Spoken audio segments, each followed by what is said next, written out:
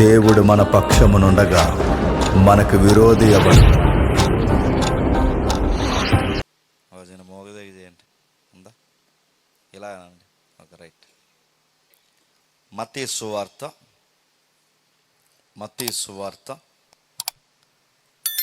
5వ అధ్యాయం. మత్తయి సువార్త 5వ అధ్యాయం మొదటి నుండి సుమారు 10వ వచనం వరకు మనం చదువుకుందాం. ఆయన జన సమూహమును కొండ ఎక్కి కూర్చుండగా ఆయన శిష్యులు ఆయన యొద్దకు వచ్చిరి. అప్పుడు ఆయన నోరు తెరిచి ఎలాగూ బోధింపసాగెను. ఆత్మ విషయమై దీనులైన వారు ధన్యులు, పరలోక రాజ్యము వారిది. దుఃఖపడువారు ధన్యులు, వారు ఓదార్చబడుదురు. సాత్వికులు ధన్యులు, వారు భూలోకమును స్వతంత్రించుకుందురు.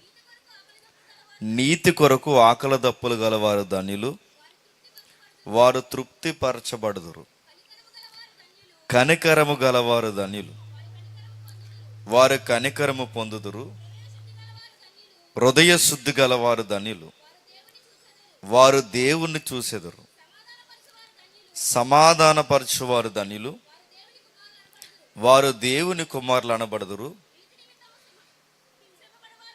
నీతి నిమిత్తము హింసింపబడుతున్న వారు ధన్యులు, పరలోక రాజ్యము వారిది. జాతక విందాం. గతించిన రాత్రి ప్రభు అయిన యెహోవా, సైన్యములకు అధిపతి యెహోవా తన భక్తుల పట్ల ఎటువంటి ప్రవక్తన కలిగి ఉంటాడో గతించిన రాత్రి మనం చూసాం.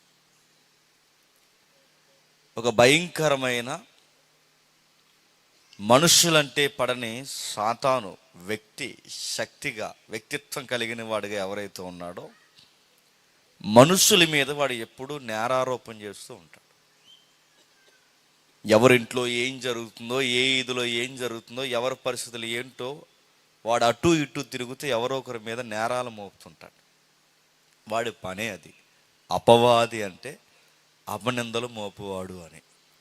ఏదో ఒక అపవాది వేస్తాడు వాడు. అంటే అటు దేవుని దగ్గర ఆయన జరుగుతున్న భీకరమైన దూతల సభలో కూడా యోబు గారు గురించి వాడికి పూర్తిగా అవగాహన లేకపోయినా నెపాలు మోపుతున్నాడంటే వాడి బుద్ధే మీరు గుర్తుపెట్టండి, వాడు ఏదో ఒక నేరాలు మోపుతాడు. అలాంటి విషయాలు గతించిన రాత్రి మనం చూసాం. అలాంటి బుద్ధున్న వాడిని దేవుడు ఉపయోగించుకుని వాడిని పావులో ఉపయోగిస్తూ వాడి ద్వారా యోబు యొక్క జీవితాన్ని మరింత ప్రక్షాళన చేసి యోబులో ఉన్న అరకొర మచ్చలు ఏవైతున్నావో అవిటి కూడా బయటికి తీసి యోబు గారి జీవితంలో ఒక సంపూర్ణమైన నీతిని, న్యాయబద్ధమైన జీవితాన్ని దేవుడు స్థాపించాడు. ఇది రాత్రి మనం చూసాం. ఇక ఈరోజు మనం ఆలోచించబోయేది ఏంటంటే, అదృశ్య లోకంలో నేరాలు మోపుతున్నది సాతానుగాడైతే వాడికి ఏజెంట్లు చాలామంది ఇక్కడ ఉంటారు. వీళ్ళ నాలుగు కుదురుండదు.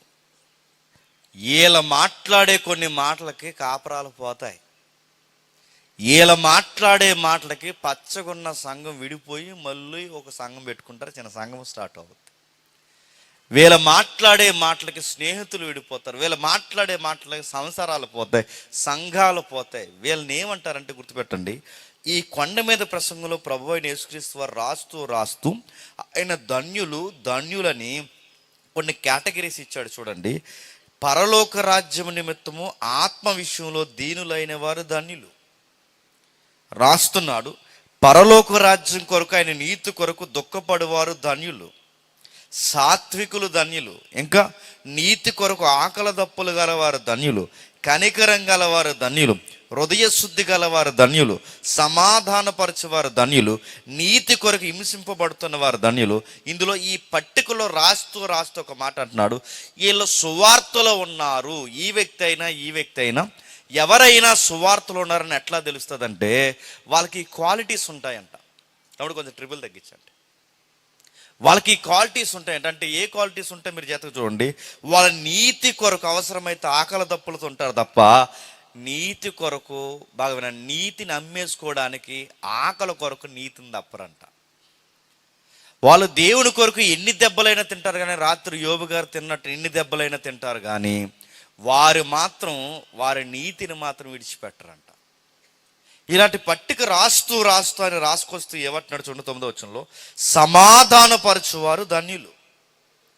దేవుని పిల్లలు ఏం చేస్తారట? సమాధానపరచువారు ధన్యులు, వారు దేవుని కుమారులు అనబడుదురు. మీకు ఏమర్థమవుతుంది? దేవుని పిల్లలైన వారు ఏం చేస్తారంటే, తమ్ముడు పొడి చేస్తుంది, కొంచెం తగ్గించు. మీ అందరికి కొంచెం ఎక్కువైనట్టు ఉంది కదా, కొంచెం తగ్గించండి, సౌండ్ అయినా తగ్గించు. ఓకే. సమాధానపరచువారు ధన్యులు, వారు దేవుని కుమారులు అనబడతారు. అంటే సమాధానపరచాలి దేవుని పిల్లలంటే. వాళ్ళు ఎలా ఉంటారంటే, ఒక గంట బాగా వినాలి. ఒక గంట నేను ఇక్కడ మాట్లాడి పాస్టర్ గారితో మాట్లాడిన వెళ్ళాను అనుకోండి, ఆ గంట మాట్లాడి నేను వెళ్ళిపోయిన తర్వాత పాస్టర్ గారికి భక్తి పెరగాలి. ఆ గంట నేను మాట్లాడి వెళ్ళిపోయిన తర్వాత పాస్టర్ గారికి ఎవడ మీదో కోపం వచ్చేస్తుంది అనుకోండి, ఈ గంట ఆయనకి ఏం చెప్పుంటాను నేను? ఎవడి కోసమో పొగోదు ఉంటాను ఇప్పటివరకు ఆయన గురించి. గుర్తుపెట్టుకోండి, దేవుని పిల్లలు కాని వారు. తమ్ముడు మైక్ మార్చాలా? మైక్ మార్చిన పోనీ, మైక్ మార్చిన కొంచెం ఎక్కువ ట్రిబుల్ వస్తుందిగా.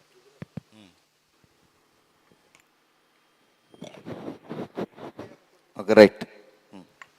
మొత్తానికి బయటకు పోయింది ఏంటి? కొంచెం లోపల పెట్టి. Okay, right. 9వ వచనం చదువుదాం. సమాధానపరచువారు ధన్యులు, వారు దేవుని కుమారులు అనబడదురు. బాగా వినాలి.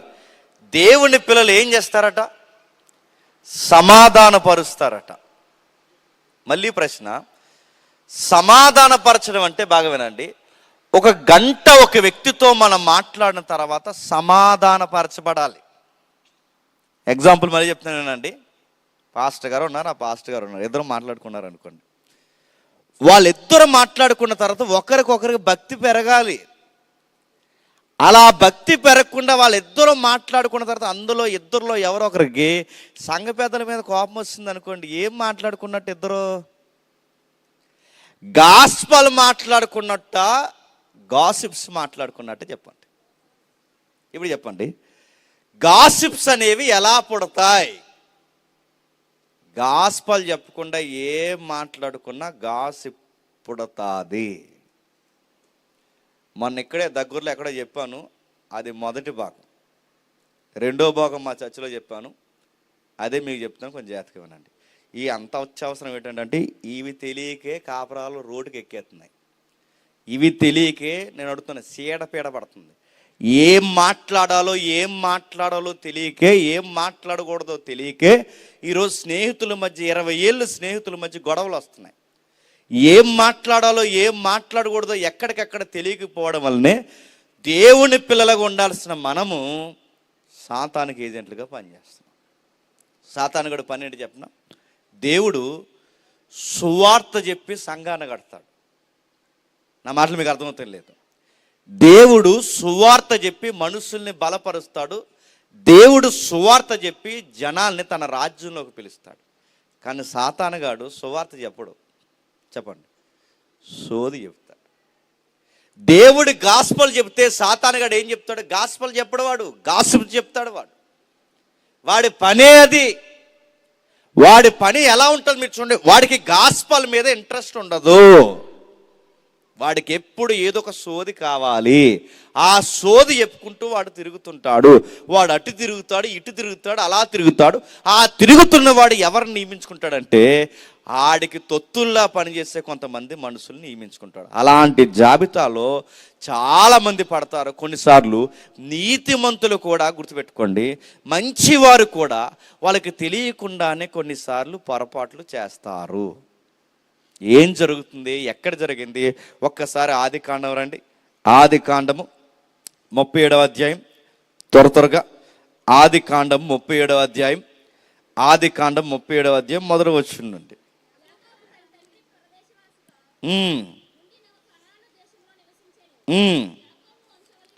యాకోబు వంశావళి ఇది.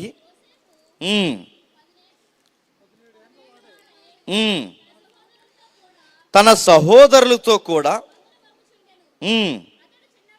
అతడు చిన్నవాడై తన తండ్రి భార్య అయిన బిల్హా కుమారుల యొద్దకు జిల్ఫా కుమారుల యొద్ద ఉండెను. అప్పుడు యోసేపు వారి చెడుతనను గూర్చిన సమాచారము వారి తండ్రి వద్దకు తెచ్చుచుండేవాడు. ఆగండి, బాగా వినండి.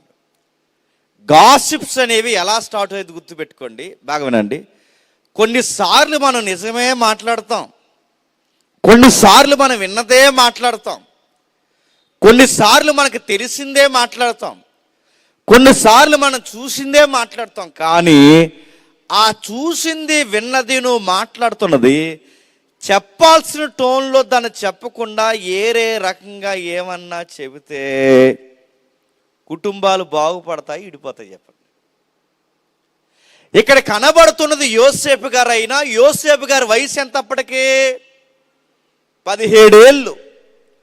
17 ఏళ్ళ ఈ అబ్బాయి చేస్తున్న పని మీరు చూడండి. ఆయన మంచోడే, నీతిమంతుడే, సత్యం మాట్లాడేవాడే. కానీ ఆయన మాట్లాడుతున్న సత్యము మనుషుల్ని కట్టాలి, మనుషుల్ని విడదీయకూడదు. కానీ ఈయన మాట్లాడుతున్న సత్యం ఏంటి మీరు చూడండి.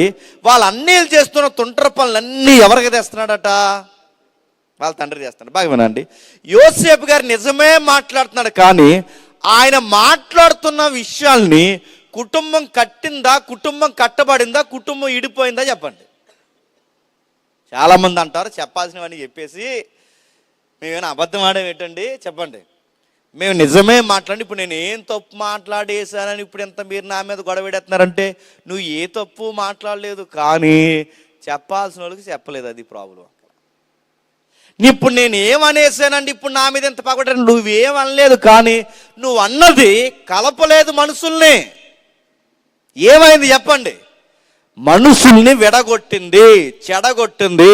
నేనేమన్నా అబద్ధం? నువ్వు అబద్ధమేమాళ్ళా, నువ్వెక్కడా తప్పుడు మాట మాట్లాడలా. కానీ నువ్వు చెప్పేది ఏమైందంటే గుర్తుపెట్టుకో, నువ్వు చెబుతున్న మాట ఉమ్మడి కుటుంబంలో ఏమైంది? చిచ్చు పెట్టింది. నా మాటలు మీకు అర్థమవుతుంది. ఆయన సత్యమే మాట్లాడాడు. మరి యాకోబు గారు వన్ సైడే ఎందుకు ఎట్టినాడంటే గుర్తుపెట్టుకోండి, ఆయన 17 ఏళ్ళ కుర్రోడు. అరే ఏం చెప్తున్నాడు? ఇలా అన్నీల కోసం చెప్తున్నాడు, ఎందుకు ఇలా చెబుతున్నాడు అని ఒక పట్టాన్ని నిన్న ఆయన చెప్తే చెప్పావుగా, నాన్న నాకు ఎప్పుడు ఇలా చెప్పకో, మళ్ళీ అన్నయ్యకి నీకు గొడవ వస్తుంది, అన్నయ్యలతో నేను మాట్లాడతాను అంటే బాగున్ను. ఈయన అనలేదు. ఎవరు? పెద్ద ఆయన. ఎందుకంటే ఆ అబ్బాయి అంటే చాలా ఇష్టం. ఎవరు అబ్బాయి? యోసేపు అంటే. యోసేపు గారు అంటే ఎందుకు అంత ఇష్టం అంటే ఆవిడకి పుట్టాడు ఈయన. ఎవరికి? 14 years ఉన్నది కదా ఆవిడ స్టోరీ. ఆవిడ పుట్టాడు, లేక లేక పుట్టాడు. ఆయన అంటే సెపరేట్ ఇమేజ్. ఆవిడన్నా ఆ అబ్బాయి అన్నా ప్రత్యేకమైన ప్రేమ, పైగా నీతిమంతుడు, యథార్థపరుడు. ఇక్కడ బాగా వినండి, యోసేపు గారు మంచివారే, యాకోబు గారు మంచివారే, కానీ అక్కడ సన్నటి తీగడు తెలుసు. ఒక ఫేవరెటిజం ఉంది చూసారు మీరు? ఆ ఫేవరెటిజం అనేది ఏం చేసింది చెప్పండి? తన కుటుంబంలో, ఉమ్మడి కుటుంబంలో కలిసి ఉండాల్సిన వాళ్ళు ఒక్కసారిగా ఏమయ్యారు చెప్పండి? విడిపోవాల్సిన పరిస్థితి వచ్చింది. 11 మంది అన్నీలు యోసేపు మీద ఎందుకు పగబెట్టారు? ఈడన్నీ మోస్తున్నాడు. 11 మంది అన్నీలు ఒక అబ్బాయిని చంపేయాలని ఎందుకు ఫిక్స్ అయ్యారు? వీడు మా గురించి అన్నీ నాన్నకు చెబుతున్నాడు.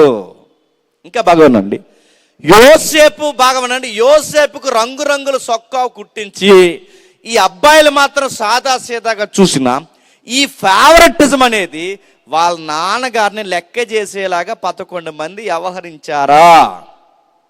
ఆ రూబేను చిన్నమ్మతో పోయాడు, ఆ పెద్దోడు పనికి మాలిన పనులు చేశాడు, ఆ రెండో వాడు ఏరో పని చేశాడు, మూడో వాడు ఇంకొక పని చేశాడు, ఒక్కొక్కడు ఒక్కొక్క పని చేసి అడుగుతున్నాను. బతుకుండగా యాకోబు గారిని ఎందుకు ఈ 11 మంది లెక్క చేయలేదు? మీకు ఆ స్టోరీ, ఆ ఫ్యామిలీ స్టోరీ మీకు అర్థమవుతుందో లేదో నాకు తెలియదు, కానీ డిస్టెన్స్ పెరిగింది. ఎలా డిస్టెన్స్ పెరిగింది? ఈ అబ్బాయి వచ్చి అన్నీ చెప్తున్నాడు, ఈ అబ్బాయి మాటలు యాకోబు గారు వింటున్నారు, ఈ యాకోబు గారి మాటలు మాత్రమే వింటారని చెప్పి ఆ 11 మంది వాళ్ళ డాడీని నెగ్లెక్ట్ చేశారా లేదా? ఇప్పుడు చెప్పండి. కుటుంబంలో బాగా వినాలి. కుటుంబంలో 2-3 పిల్లలు ఉంటే ఆ 2-3 పిల్లల్లో ఎవరో ఒకరికి ఫేవరెటిజం చూపించామో వాళ్ళిద్దరు కొట్టి చేస్తారు. ఏమనుకుంటున్నారు? అందులో ఎవడైనా ఏదన్నా మోస్తూ తెస్తే ఆ మోసే దాన్ని గుర్తుపెట్టుకోండి. అబద్ధాలు చెప్పడం, కొండాలు చెప్పడం ఏదైతే ఉందో దీనికి మూల పదం ఏదైతే ఉందో గుర్తుపెట్టుకోండి. లేని వార్తను పుట్టించినా, ఉన్న వార్తను సరిగ్గా చెప్పకపోయినా, మనుషుల మధ్య దూరాలు పెరగదీసినా, డిస్టెన్స్ స్టార్ట్ అయిపోయినా, సమాధానం లేకుండా నీ మాటలు ఒకరి మధ్య చిచ్చు పెడితే నువ్వు దేవుని కుమార్తెవి, దేవుని కుమారుడు అవుతావా? నా మాటలు మీకు అర్థమవుతుంది లేదో? ఎవరు దేవుని కుమారులు? ఒక విషయాన్ని గుండెల్లో దాచుకున్నవారు దేవుని కుమారులు. అరే ఈ మాట చెప్పడం వల్ల కుటుంబం బాగుపడతాదా బాగుపడదని ఆలోచించి పెదాల వెనకాల గుండెల్లో ఒక సంగతిని దాచుకునే వాళ్ళు దేవుని పిల్లలు అవుతారు తప్ప ప్రతి విషయాన్ని జల్లుకుంటూ తిరిగే వాళ్ళు దేవుని కుమారులు అవుతారా? అసలు ఈ తిరిగే బుద్ధి ఎవడదే? ఆడిది. ఆ ఇంట్లోకి వెళ్తాడు, ఈ ఇంట్లోకి వెళ్తాడు, అక్కడ సంగతులు చేస్తాడు, ఇక్కడ సంగతులు చేస్తాడు. ఇలాంటి వాళ్ళు కాపురాల్లో ఎక్కువైపోయారా లేదా? ఒక మాంగారు ఉన్నాడట, భక్తిపరుడు. చిన్నకాళ్ళు వచ్చింది, మాట్లాడి వెళ్ళిపోయింది. పెద్ద కోళ్ళు వచ్చింది, మాట్లాడుతుంది. మళ్ళీ చిన్నకాళ్ళు వచ్చింది, మాట్లాడి వెళ్ళిపోయింది. పెద్ద కోళ్ళు వస్తుంది, కొడుకుని పిలిచాడు, ఓ మాట అన్నాడు. టీవీ 9 వెళ్ళిపోయిందిరా, ఎన్టీవీ వస్తుందిరా అన్నాడు. ఇటు దాని అర్థం ఏంటి చెప్పండి? ఇంకే పనులు ఉండవండి. గుర్తుపెట్టి ఇది మంచి యాటిట్యూడ్ కాదు. మీరు దేవుని పిల్లలైతే అక్కడ మాటలు ఇక్కడ మాటలు అక్కడ నడుతున్నాను. ఒక డిగ్నిటీ ఉండాలి. గుర్తుపెట్టుకోండి, ఎక్కడ విన్నదే ఎక్కడ విన్నావో అక్కడే గుండెల్లో దాచుకుని చెప్పాలా చెప్పకూడదా నీకు తెలియట్లేదంటే ఇంతకాలం నీ భక్తి జీవితం ఏమి తగలెట్టావు? ఒక గంట ఒక వ్యక్తితో మాట్లాడితే ఆ వ్యక్తి దేవుళ్ళో బలపడాలి. ఆ గంట మాట్లాడిన తర్వాత ఆ వ్యక్తి దేవుళ్ళో బలపడకుండా ఎవరి మీదో కోపం పెంచుకుంటున్నాడంటే మరి ఈ గంట వాడికి ఏమి ఊదావు? ఎవడి కోసం ఊదావు? ఒక గంట ఒక వ్యక్తితో మాట్లాడాక వాడు దేవుళ్ళో బలపడాలి, నువ్వు దేవుళ్ళో బలపడాలి. ఇద్దరు దేవుళ్ళో బలపడకుండా వీడి ముఖం వాడు అత్తుంటే పక్క పోతుందంటే ఏం చెప్పావు ఇప్పటి వరకు? మళ్ళీ లేదు, ఇందాకే ప్రజలు చెప్పాడు, ఇందాకే నాతో కలిసి భోజనం చేశాడు, ఇప్పుడు సడన్గా వీడు సాయంత్రంకి వెళ్ళి స్టేటస్ మార్చేశాడు. ఎందుకు మార్చాడు? వీడు ఎవరితో మాట్లాడాడు? ఎవరితో గంట మాట్లాడాడు? ఆడితో. నేను అడుగుతున్నాను, ఇలాంటి బుద్ధులు సంఘాల్లో లేవు. కేవలం ఇలాంటి పనులు చేసి కేవలం అడుగుతాను, కేవలం లేని వార్తలు లేదా ఉన్న వార్తలు చెప్పాల్సిన విధంగా చెప్పకుండా ఈ కొండాలు మాట్లాడడం వల్ల కుటుంబాలు విడిపోయాయా లేదా? సంఘాలు విడిపోయాయా లేదా? స్నేహాలు విడిపోయా లేదని అడుగుతున్నాను. ఇలాంటి వారి వలన మొక్క చెక్కలైన దాఖలాలు ఉన్నాయా లేదా? ఉన్నాయి. యోసేపు గారి సత్యమే చెబుతున్నాను. ఆయన వయసు పరిగణలో తీసుకోండి. బహుశా ఆయన వయసు 17 ఏళ్ళ వల్ల ఆయన చెప్పాలో చెప్పకూడదో తెలియక చెప్పేశాడు. కానీ నిజంగా ఆయనకి 35-40 సంవత్సరాలు ఉంటే ఖచ్చితంగా ఇవి చెబుతాడా? చెప్పడని మీరు ఎలా చెప్పగలరంటే, మీరు యోసేపు స్టోరీ ఇంటికి వెళ్ళి చదవండి. చెప్పడని మీరు ఎలా చెప్పగలరని అడిగితే అదే తప్పు చేసిన మనుషులు మళ్ళీ యోసేపు ముందుకు వస్తే ఏమన్నాడు చెప్పండి? నేను మిమ్మల్ని క్షమించాను అన్నాడు. నేను ఎవరి దగ్గర మీరు ఎలాంటి వాళ్ళని ఎక్స్పోజ్ చేయను అన్నాడు, క్షమించాను అన్నాడు. మీరు గుర్తుపెట్టుకోండి. అంటే వయస్సును బట్టి కూడా ఒక చిన్నోడు మాట్లాడుతున్నప్పుడు ఆడ మాట తీసుకోవాలొద్దా వినేవాడికి బుద్ధి ఉండాలి. గుర్తుపెట్టుకోండి, ఒక చిన్నవాడు మాట్లాడుతున్నప్పుడు ఆయన వయసును పరిగణలోకి తీసుకోవాలి. కొన్ని సంగతులు వినబడుతున్నప్పుడు ఇది ఎంతవరకు రైట్ అని వింటున్న వారు కూడా జడ్జి చేసుకోవాలి. ఇవేమన్నా జరుగుతున్నాయా? యోసేపు గారు మంచే మాట్లాడారు, ఆయన సత్యమే మాట్లాడాడు. దాని వలన వచ్చిన రిజల్ట్ ఏంటి? గొడవలు వచ్చాయి. కొండాలు ఎలా స్టార్ట్ అవుతాయి? లేనివి చెబితేనే కాదు, చెప్పండి, ఉన్నవి చెప్పినా స్టార్ట్ అవుతాయి. ఆ ఉన్నది చెప్పాలో వద్దో నీకు ఇంకిత జ్ఞానం ఏడాలి. ఇది చెబితే కలుస్తారా విడిపోతారా? ఇది చెబితే మంచి జరుగుతుందా చెడ్డ జరుగుతుందా? ఇది చెప్పాలి. అదెందుకు నేను ఆలోచించాలి? నువ్వు నన్ను తిరగేసి అడిగితే సమాధానపరచువారు చెప్పండి దేవుని కుమారులు. ధన్యులు బాగా తగిలించుకున్నారు. సమాధానపరచువారు దేవుని కుమారులు. అంటే నువ్వు దేవుని కుమారుడివి, కుమార్తె అవ్వాలి అంటే నువ్వేం చేయాలి చెప్పు? సమాధానపరచాలి. మనుషుల మధ్య సమాధానం రావాలి అంటే గాసిప్స్ చెప్పడం తగ్గించాలి, గాస్పల్ ఎక్కువ చెప్పాలి. సాధ్యమైతే దేవుడి మాటలు మాట్లాడాలి తప్ప అనవసరమైన విషయాలు ఎవరితో మనం మాట్లాడడం మంచిది కాదు. ఎందుకంటే బైబిల్ అంది విస్తారమైన మాటల్లో చెప్పండి దోషం ఉంటుంది. గొడవలు ఇంకా ఎలా అవుతాయి ఉదాహరణ చెప్తానండి. కొన్నిసార్లు ఇంట్లో అత్తలకి కోళ్ళకి గొడవలు వస్తాయి. మీరు ఎప్పుడైనా గమనించారా? గాసిప్స్ అక్కడ ఉంటాయి కుప్పలు కుప్పలు. వాళ్ళ మధ్య మీరు గొడవలు వచ్చినప్పుడు ఎప్పుడైనా గమనించండి. వాళ్ళ గొడవలు వస్తున్నప్పుడు మీరు జాగ్రత్తగా గమనిస్తే అత్త అంటది, ఎలా పుల్లెడతా చూడండి. కొడుక్కి కోళ్ళకి గొడవలు పెట్టేసి అత్తలు ఉన్నారు తెలుసా? అత్త అంటది, ఏమ్మా చీర కొన్నాడా? ఏం చీర అత్త అని అడుగుతుంది. పండుగ వస్తుంది, ఇంకేం కొనలేదని ఆవిడ తెలిసి అయినా అడుగుతుంది. ఇంకేం కొనలేదనగానే గుర్తుపెట్టుకోండి, ఇంకా కొనలేదు అత్తయ్య, కొంటాడేమంటే అదేంటి, అది మీ మామయ్య అయితే ఏం చేసేవాడు తెలుసా? ఏం చేసేవాడు, నెల రోజుల ముందే కొని ముందు బొంత వాళ్ళు బొచ్చే ఏం కొనలేదు ముందు గుర్తుపెట్టుకోండి. ఆవిడ బొంద ఏమి కొనలేదు. కొనకపోయినా ఏమైనా పొల్లాడుతా చెప్పండి.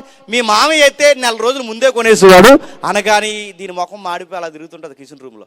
దీని ఇప్పటివరకు బాగా ఇలా తిరుగుతుంది అనుకుంటాం మనం, ఎందుకంటే పొల్లెట్టేసింది.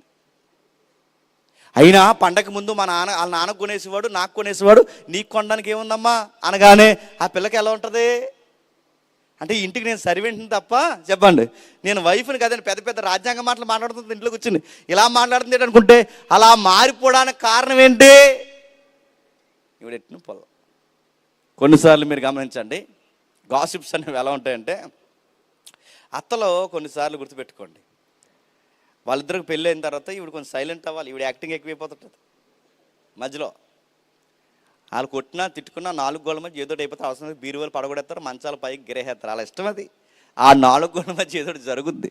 వాళ్ళు తిట్టుకున్న కొట్టుకున్న సాయంత్రానికి సిగ్గు లేకుండా ఒకరికొకరు సారీ చెప్పేసుకుంటారు. వాళ్ళ మధ్యలోకి నువ్వు వెళ్ళకూడదు. పెద్దమ్మ ఎవరైతే ఉందో ఈవిడ వెళ్ళకూడదు. ఈవిడ వెళ్తుంది. ఇల్లు ఏమంటుంది, ఎలా గొడవలు వస్తాయి చూడండి. ఆవిడ వండిన కూర తింటుంది, కోళ్ళు వండిన కూర తింటుంది.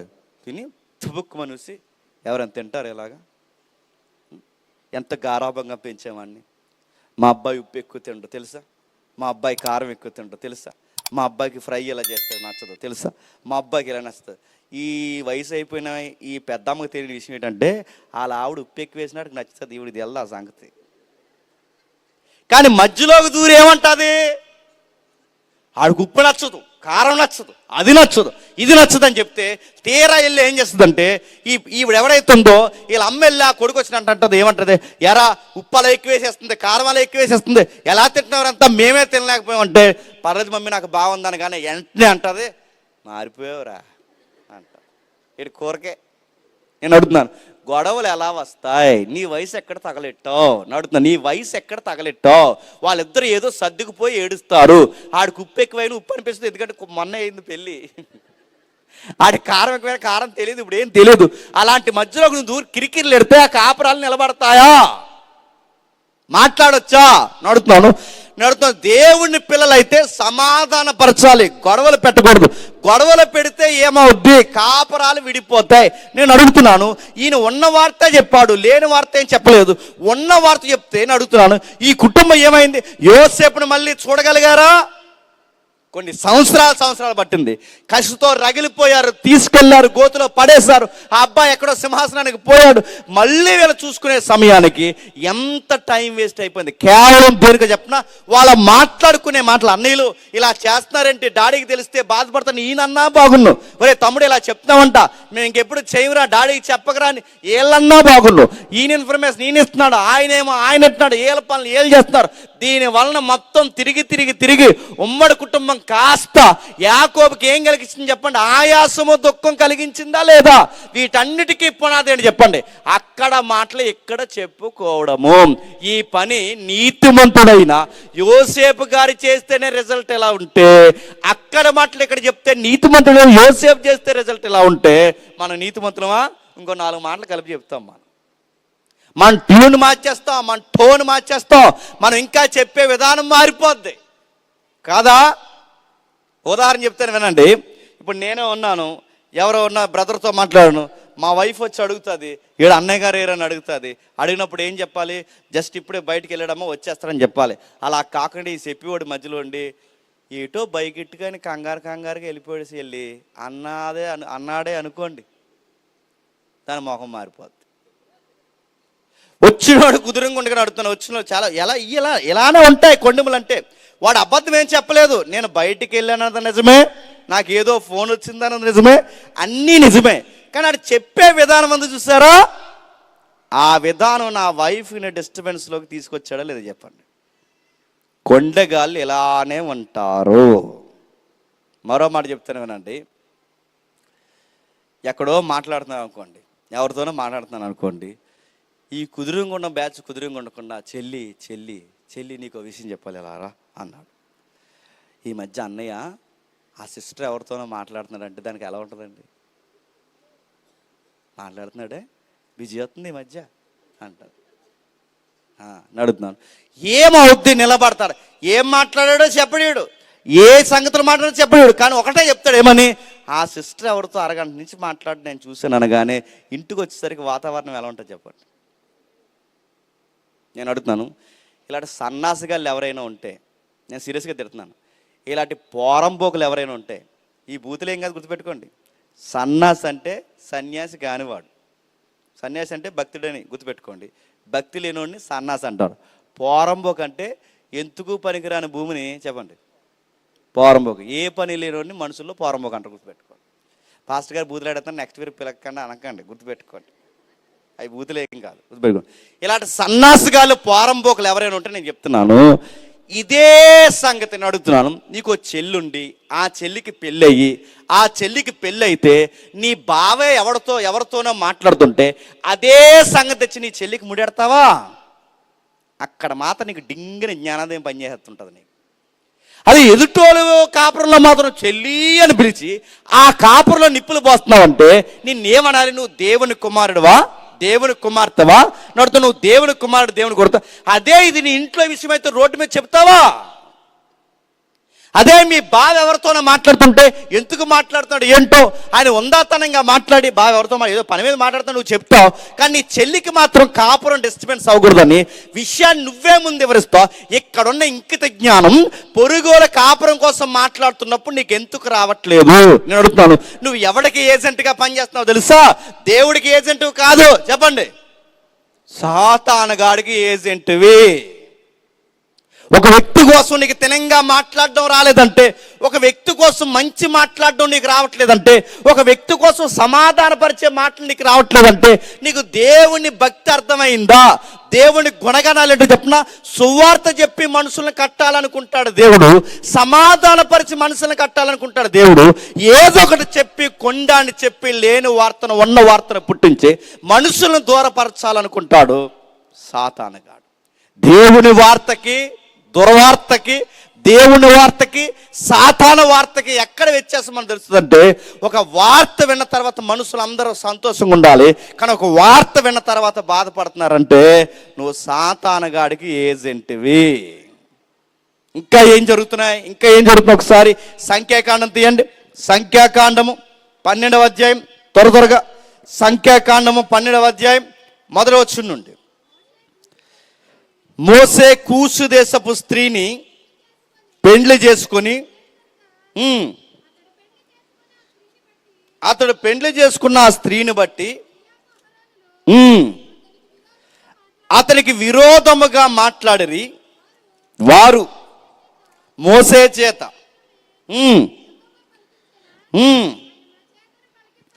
అతడు మా చేతను పలికింపలేదా? జాతికి కూసు దేశపు స్త్రీని మోసే పెండ్లి చేసుకున్నాడట. ఆ పెండ్లి చేసుకున్నందుకు మోసే మీదకి ఎవరు తిరగబడ్డారట? మిరియాము, అహరోను. ఇప్పుడు అడుగుతాను, మిరియాము ఎవరండి? మోసే గారు అక్క. అహరోను ఎవరండి? మోసే గారు అన్న. మోసే మీదే కొండమని చెప్పి గుసగుసలాడుతున్నది ఎవరండి? సొంత అక్క, సొంత అన్నయ్య. గుర్తుపెట్టుకోండి. వీళ్ళిద్దరు ఏం పాయింట్ అవుట్ చేస్తాను మీరు చూడండి. కూసు దేశపు స్త్రీని పెండ్లి చేసుకున్నందుకు వీళ్ళు అన్నారట, ఇక మోసేతో మనకి ఏ పని లేదు, మోసేతో మాత్రమే యెహోవా పలికించిన, ఆయన మా చేతను వాక్యాన్ని చెప్పించలేదా? మేము వాక్యాన్ని మేము చెప్పలేమా? మేము చెప్తున్నాం, ఈ రోజు నుంచి మేము మోసేని వెంబడించు, ఇంకా మాలాగా ఎవరైతే మోసేని వెంబడించని అంటున్నారో వాళ్ళందరూ మా మాట వినడానికి చెయ్యెత్తండి అన్నారట. వీళ్ళిద్దరు ఎవరిద్దరు? నా మాటలు వినండి. అసలు మిరియం ప్రాబ్లం ఏంటి, అహరోను ప్రాబ్లం ఏంటంటే ఇక్కడ పెళ్లి కాదు ప్రాబ్లం, గుర్తుపెట్టుకోండి. వీళ్ళకి ఎక్కడో గుండెల్లో మోసేలాగా లీడర్షిప్ చేయాలన్న ఫీలింగ్ వీళ్ళకి ఉందా లేదు చెప్పండి. ఖచ్చితంగా ఉంది వీళ్ళకి. ఆ ఫీలింగ్ వీళ్ళకి ఉంది కనుక వీళ్ళు ఏం చేస్తున్నారో చూడండి. వాళ్ళు మాట్లాడుతున్న మాటను మీరు గమనిస్తే ఆ ఫీల్ వీళ్ళకి ఉంది. మోసేలాగా జనాలు నడిపించాలనుకున్నారు, మోసేలాగా కర్ర ఎత్తాలనుకున్నారు, మోసేలాగా నిలబెట్టాలనుకున్నారు. ఆ ఫీల్ వీళ్ళకి ఉంది కనుక మోసేలో ఎప్పుడు ఎర్రర్ దొరుకుతా చూశారు, మోసేలో ఎప్పుడు లోపం దొరుకుతా చూశారు, మోసేలో ఎప్పుడు ఏది చెప్పుకునే గుసగుసలు మాట్లాడుకునే ఒక పాయింట్ ఎప్పుడు దొరుకుతా చూశారు. ఆ పాయింట్ దొరికిన వెంటనే అన్నారట, అరే ఏంట్రా ఇలా పెళ్లి చేసుకున్నావు, మన జాతి పిల్ల కాదు, ఇస్రాయేల్కి ఏరియాగా ఉన్న పిల్ల, ఇలాంటి పిల్లని పెళ్లి చేసుకున్నావు, రేపు పొద్దున సొసైటీకి ఏం చెప్తావు అని ఎవరితో మాట్లాడాలి వీళ్ళు? మోసేతో మాట్లాడాలి. మోసేతో మాట్లాడకుండా ఎవరితో మాట్లాడతారు? జనాలతో మాట్లాడదు. గుర్తుపెట్టుకోండి, ఎవడైనా మీ దగ్గరకు వచ్చి ఆడి విషయాన్ని ఆడుకు కాకుండా వేరొక విషయాన్ని తెచ్చి నీకు చెబుతున్నాడంటే మీరు రాసి పెట్టుకోండి, ఆడు తేడాగాడు, ఆ చెబుతున్న ఆమె పెద్ద తేడా. నేను మళ్ళీ చెప్తున్నాను, ఏళ్ళ మాటలు కనుక మీరు విని సాయంత్రానికి స్టేటస్లు పెట్టారో త్వరలోనే మీ కాపురంలో నిప్పులు వేసుకుంటారు. నిజంగా మేలు కోరేవాడైతే, నిజంగా మేలు కోరేదైతే మిరియము కానీ అహరోను కానీ డైరెక్ట్ ఎవరితో మాట్లాడాలి? మోసే ఏంటి పనని మోసేతో మాట్లాడాలి. వీళ్ళ మోసేతో మాట్లాడకుండా పబ్లిక్తో ఎందుకు మాట్లాడతారంటే మోసేని ఏదోలా దింపేయాలన్న ఎక్కడో ప్లాన్ వీళ్ళకుందా లేదా? వీళ్ళకుంది కాబట్టి ఆ పాయింట్ని హైలైట్ చేస్తున్నారు లేదా? కొండగాళ్ళు గాసిప్స్ చెప్పే వాళ్ళు ఎలా ఉంటారంటే ఒక విషయాన్ని హైలైట్ చేస్తారు, అది ప్రజలకి మోటివేషన్గా చెబుతారు, అదే రైట్ అన్నట్టు మాట్లాడతారు. చివరికి వాళ్ళు అనుకున్న వాళ్ళకి లోపలికి ఎజెండా ఉంటుంది, మోసేని దించాలి, ఆ సింహాసనం వీళ్ళు ఎక్కాలి. ఆ సింహాసనం వీళ్ళు ఎక్కాలి అంటే మోసేని తప్పుడు వ్యక్తిగా చూపించాలి. బుద్ధి అది గుర్తుపెట్టుకో. అయినా నేను అడుగుతున్నాను, వాళ్ళు మాట్లాడే మాట, వాళ్ళు మాట్లాడుతుంది పెళ్లి కోసం మాట్లాడి ఏంట్రా ఈ నల్లపిల్లని చేసుకున్న కూసుదేశ స్త్రీ అంటే నల్లపిల్ల, బ్లాక్ ఉమెన్ అని ఉంది, గుర్తుపెట్టుకోండి. ఆ నల్ల పిల్ల అంటే ఇప్పుడు ఈ నల్ల పిల్లని చేసుకున్నావేంట్రా, మన రంగేటి, మన జాతి ఏంటి, మన వ్యవహారం ఏంటని ఈ టైప్ ఏమన్నా జెండర్ మాట్లాడుకుంటే బాగుండు. అలా మాట్లాడకుండా వీళ్ళు ఏమంటున్నారు చూడండి, జరిగిన పెళ్లి కోసం మాట్లాడుకుని వీళ్ళు ఏమంటున్నారంటే దేవుడు మోసేతో మాత్రమే వాక్యం పలికించనా, మాతో పలికించలేదంటే వీళ్ళ ఉద్దేశం ఏంటి? వాక్యాలు మోసేనే చెప్పాలా? చెప్పండి. మేం చెప్పలేమంటే దాని అర్థం ఏంటి? మోసే మాత్రమే మాట్లాడతాడు, మేము మాట్లాడలేమంటే వీళ్ళు మోసే చెప్పే వాక్యానికి కూడా ఏం పెడుతున్నారు చెప్పండి? పేర్లు పెడుతున్నారు. చాలా మంది కొండగాళ్ళు, కొండగతుల సంఘాలు ఉంటారు, పులిపేట పైన నిలబడి పాస్టర్ గారు మాట్లాడుతుంటే పాస్టర్ గారికే పేరు పెడతారు వీళ్ళు. ఇది మిరియం బ్యాచ్, గుర్తుపెట్టుకోండి. ఇది అహరోను బ్యాచ్, గుర్తుపెట్టుకోండి. ఇక్కడ దైవజనుడు నిలబడి మాట్లాడుతుంటే ఆయన వాక్యానికి పేరు పెడతామంటే నువ్వు ఎవడ తాలీకా? ఆయన లేని మాట మాట్లాడుతాను, అరే వాక్యాన్ని మాట్లాడుతూ అన్నారట. ఈయనేనా పెద్ద వాక్యాలు చెప్పేసేది? నేను చెప్పలేమో వాక్యాలు అంటే అడుగుతున్నాను. నువ్వు చెప్పలేవు. నువ్వు మోసే చెప్పినట్టు మిరియాం నువ్వు చెప్పగలవా? మోసే చెప్పినట్టు అహరోను చెప్పగలదా? 40 రోజులు అహరోనుకి అప్పగిస్తే ఏం చేశాడు చెప్పండి? దోణ చేశాడు. మిరియాంకి అప్పగిస్తే ఏం చేసింది చెప్పండి? చేతగాని నిర్ణయాలు తీసుకోవడానికి తయారవుతుంది. నేను అడుగుతున్నాను, వీళ్ళు నడిపించగలరా? మోసేలాగా వీళ్ళు మాట్లాడగలరా? మోసేలాగా ఎర్ర సముద్రాన్ని చేరగలరా? మోసేలాగా మన్నాను కురిపించగలరా? మోసేలాగా ప్రజలను అదుపు చేయగలరా? మోసేలాగా ఏదన్నా అసలు మోసేలాగే ఇలా పోల్చుకోవచ్చా? మోసే మిరియామే, అహరోనే. ఆయనకున్న వరాన్ని మీరు 100 మంది కాపీ కొట్టినా మోసేలాగా మీరు చెప్పలేరు. అది దేవుడు మోసేకి ఇచ్చిన వరం.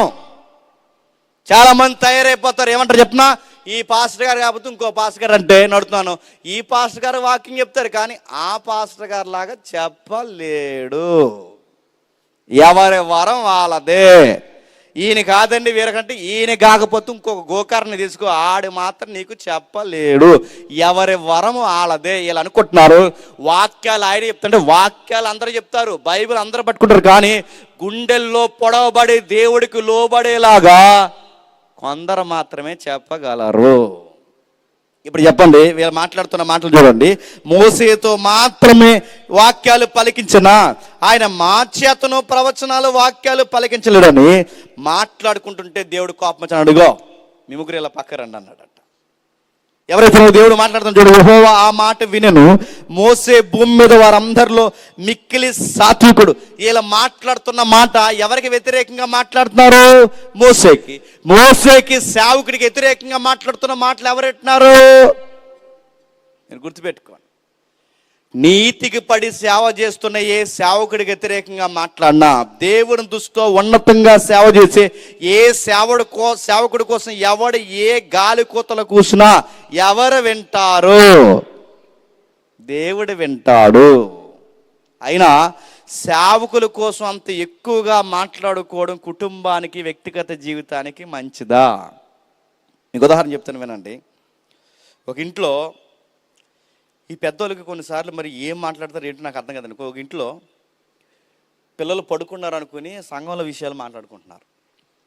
ప్రెసిడెంట్ గారు ఎలా చేస్తున్నారు, ట్రెజరీ గారు ఎలా చేస్తున్నారు, పాస్టర్ గారు ఎలా చేస్తున్నారు, జూనియర్ పాస్టర్ గారు ఎలా చేస్తున్నారు, పాస్టర్ గారు ఏమో ఎవరితోనో స్టార్ట్ చేశాడు, మాట్లాడుకుంటున్నారు అనమాట. ఇవన్నీ ఎవరంటున్నారంటే ఆ పిల్లోడు అంటున్నాడు. ఆడు నిద్రపోయాడు అనుకున్నారు వీళ్ళు. అవన్నీ విన్న తర్వాత గుర్తుపెట్టుకుని వాడు విన్న తర్వాత అంత బాగా చర్చకు వచ్చేవాడు సడన్గా చర్చ మానేశాడు. ఎందుకు మానేసావని అడిగితే నేను రాను మమ్మీ అన్నాడు.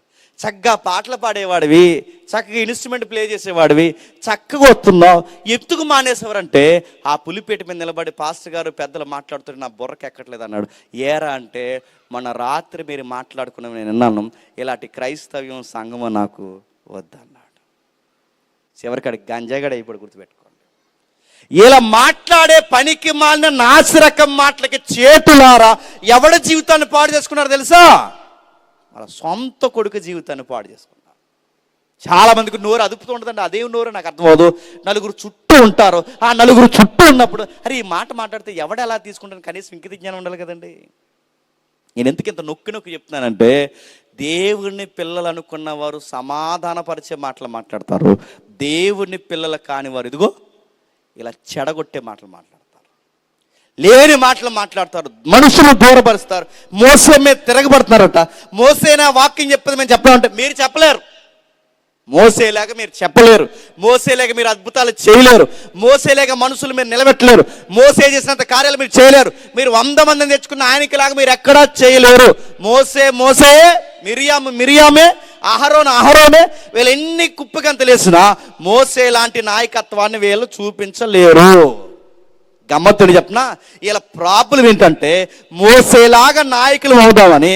మరో ప్రాబ్లం ఏంటంటే వీళ్ళకి ఆ నల్లపిల్ల నచ్చలేదు. వీళ్ళకి ఎవరా నల్లపిల్ల? కూసుదేశతో. అంటే వీళ్ళ ప్రాబ్లం మోసే పెళ్లి చేసుకోవడం కాదు, వీళ్ళకి నచ్చిన పిల్లని చేసుకోలేదని. వీళ్ళు కొంతమంది నక్సలైట్లాగా ఉంటారండి మన ఫ్యామిలీలో, గుర్తుపెట్టుకోండి. అంటే మనం ఎవరిని చేసుకోవాలి ఎలా చెప్పేస్తారు చెప్పండి, మనం ఎలాంటి బట్టలు వేసుకోవాలి ఎలా చెప్పేస్తారు? నా మాట మీకు అర్థమవుతున్నాయా? మన సర్కిల్లో ఉంటారు అందరూ.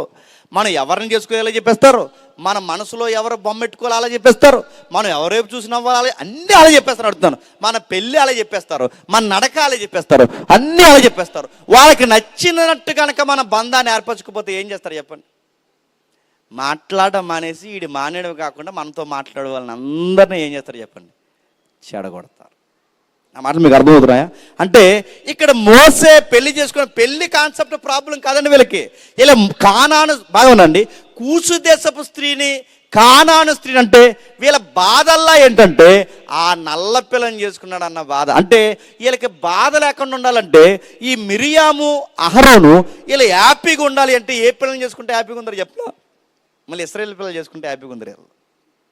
ఏ యోధా గోత్రంలో ఉన్న పిల్లల్ని చేసుకుంటే హ్యాపీగా ఉందరు, ఏ లేవీల పిల్లల్ని చేసుకుంటే హ్యాపీగా ఉందరు. అంటే వీళ్ళకి ఎందుకు హ్యాపీనెస్ రావట్లేదు? ఆ పిల్లని చేసుకున్నారని.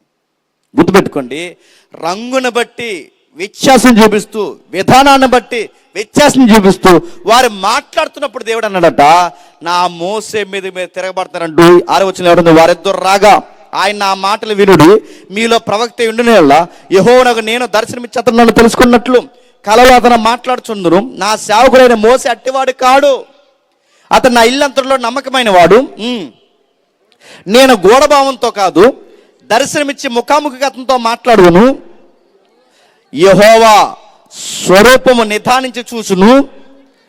కాబట్టి నా సేవకుడైన మోసేకు విరోధముగా మాట్లాడటకు మీకు భయం లేదా? మోసే కాదు, నిజాయితీగా సేవ చేస్తున్న ఏ సేవకుడికి వ్యతిరేకంగా మాట్లాడడానికి మీకు భయం లేదా? ఎవరు అడుగుతున్నారు చెప్పండి?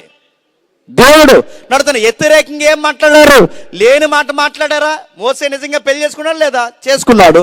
నల్ల పిల్లని చేసుకున్నాడు లేదా? చేసుకున్నాడు. ఆ పిల్లని తెచ్చాడు లేదా? చేశాడు. అంటే ఇవన్నీ బాగా వినండి, ఇవన్నీ మోసే చేశాడు. ఈ చేసిన వాటిని మాట్లాడమే ఎవరికి వ్యతిరేకంగా మాట్లాడడం? మోసేకి దేవునికి వ్యతిరేకంగా మాట్లాడడం గుర్తుపెట్టుకోండి.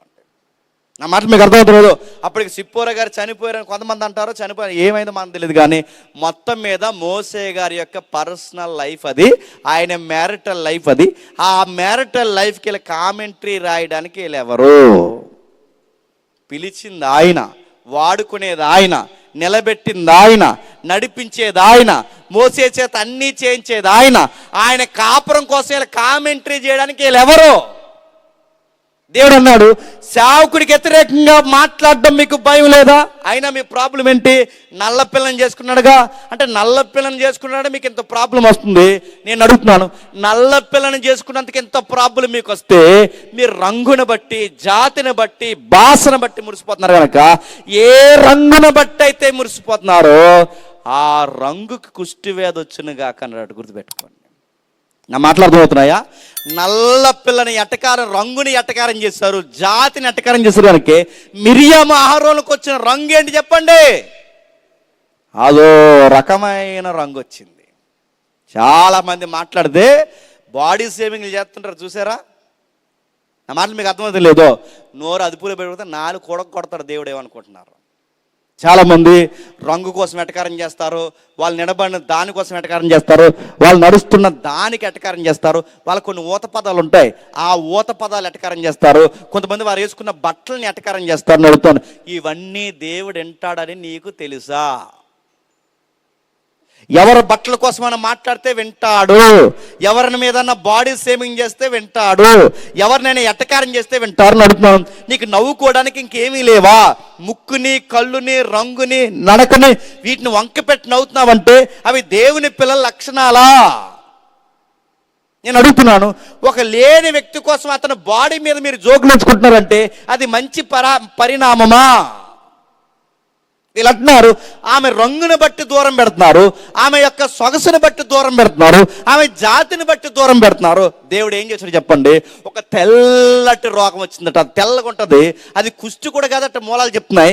అది కుష్టి కూడా కాదు. ఎప్పుడైనా మీరు చూడండి, నెలలు నిండకుండా పుట్టేసి బిడ్డలు చచ్చిపోయిన పిండాలు పడతాయి. ఎప్పుడైనా మీరు చూసారా? నెలలు నిండకుండా ఒక పిండాలు రాలిపోతుంటాయి, జారిపోతుంటాయి. ఆ రంగు ఎప్పుడైనా మీరు చూసారా? అదో రకంగా ఉంటుంది, ప్రేతకల తెల్లగా. ఆ పిండం తెలిపి ఎప్పుడైనా మీరు చూసారా? లేదా ల్యాబుల్లో ఎప్పుడన్నా ఆ ల్యాబుల్లో పెడుతుంటారు బిడ్డని, ఎలా మీరు పుట్టిన బిడ్డని, నెల బిడ్డని ఇంత బిడ్డలు ఉంటారు, మీరు చూసారు లేదో?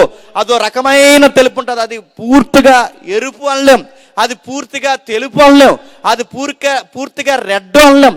అదో రకమైన భయంకరమైన రంగు. అలాంటి రంగు వచ్చిందంటే ఎవరికి చెప్పండి? మిరియాము ఆహారంలోకి. మీకు ఏం అర్థమవుతుంది?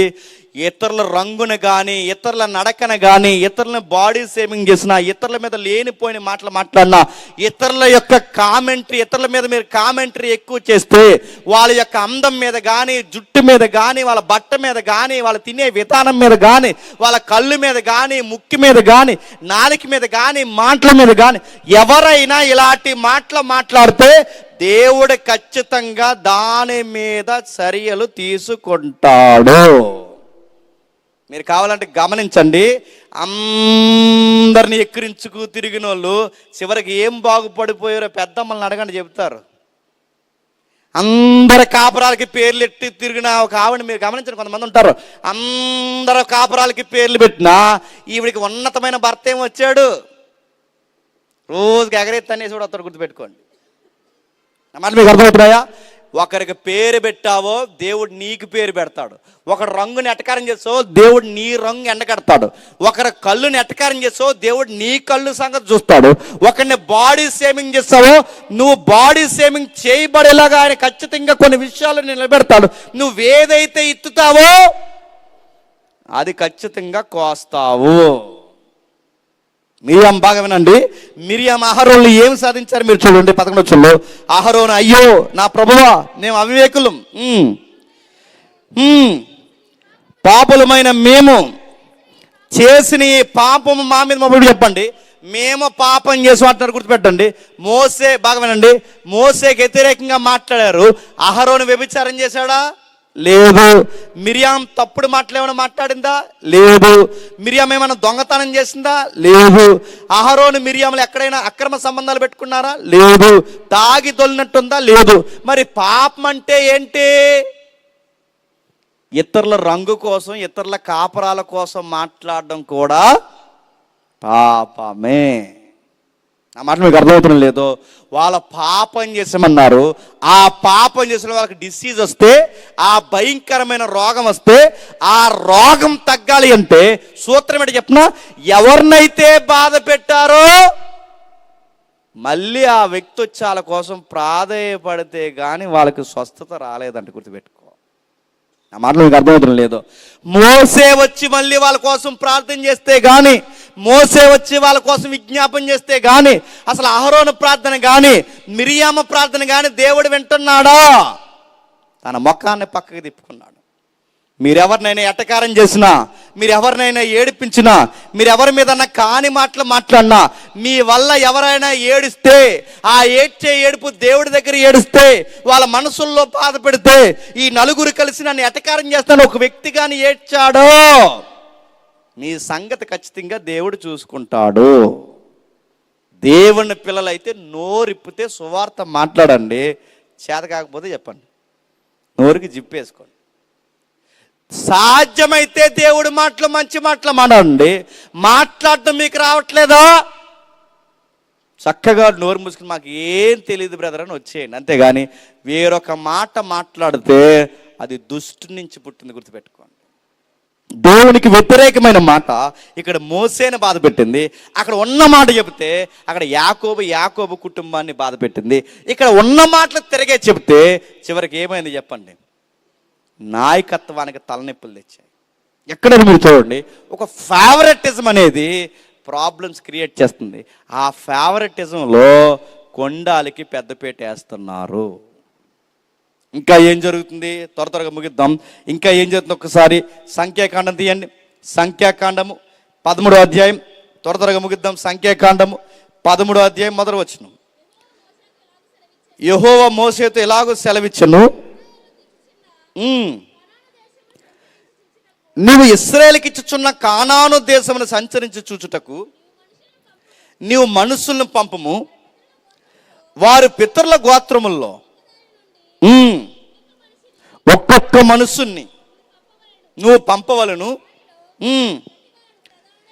ప్రతి వాడు ప్రధానుడై ఉండవలను. మీరు జాగ్రత్తగా వినండి. ఆ కింద అధ్యాయంలో ఏం జరుగుతుందో మీరు చూడండి. అదే సంఖ్యాకాండంలో మోసే అట ఏగిలి వారిని పిలిచాట. ఆ ఏగిలి వారిని 12 గోత్రాలు, 12 గోత్రాల నుంచి 12 గోత్రకర్తలు, ఈ గోత్రకర్తలందరినీ పంపించాడు. ఎక్కడికి? ఏగిలి వారిగా వాళ్ళు ఏం జరుగుతుందో చూసి రావడానికి. చూసి వచ్చిన వీళ్ళందరూ ఏం చేయాలండి?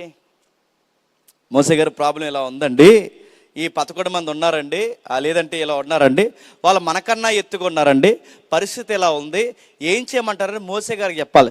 వీళ్ళు మోసే గారికి చెప్పకుండా ఎవరు చెప్తున్నారు? జనాలకు చెప్తున్నారు. చెప్పేవాళ్ళు తినంగా చెప్తున్నారా? జనాలను భయపెడుతున్నారు. కొంతమంది ఉంటారండి, వాళ్ళ బుద్ధి ఏంటి చెప్పనా, ఏదో ఒకటి చూస్తారు, జరిగింది ఎంత అయితే చెప్పండి అంత జరిగిందని భయపెడతారు. భయపెట్టరా?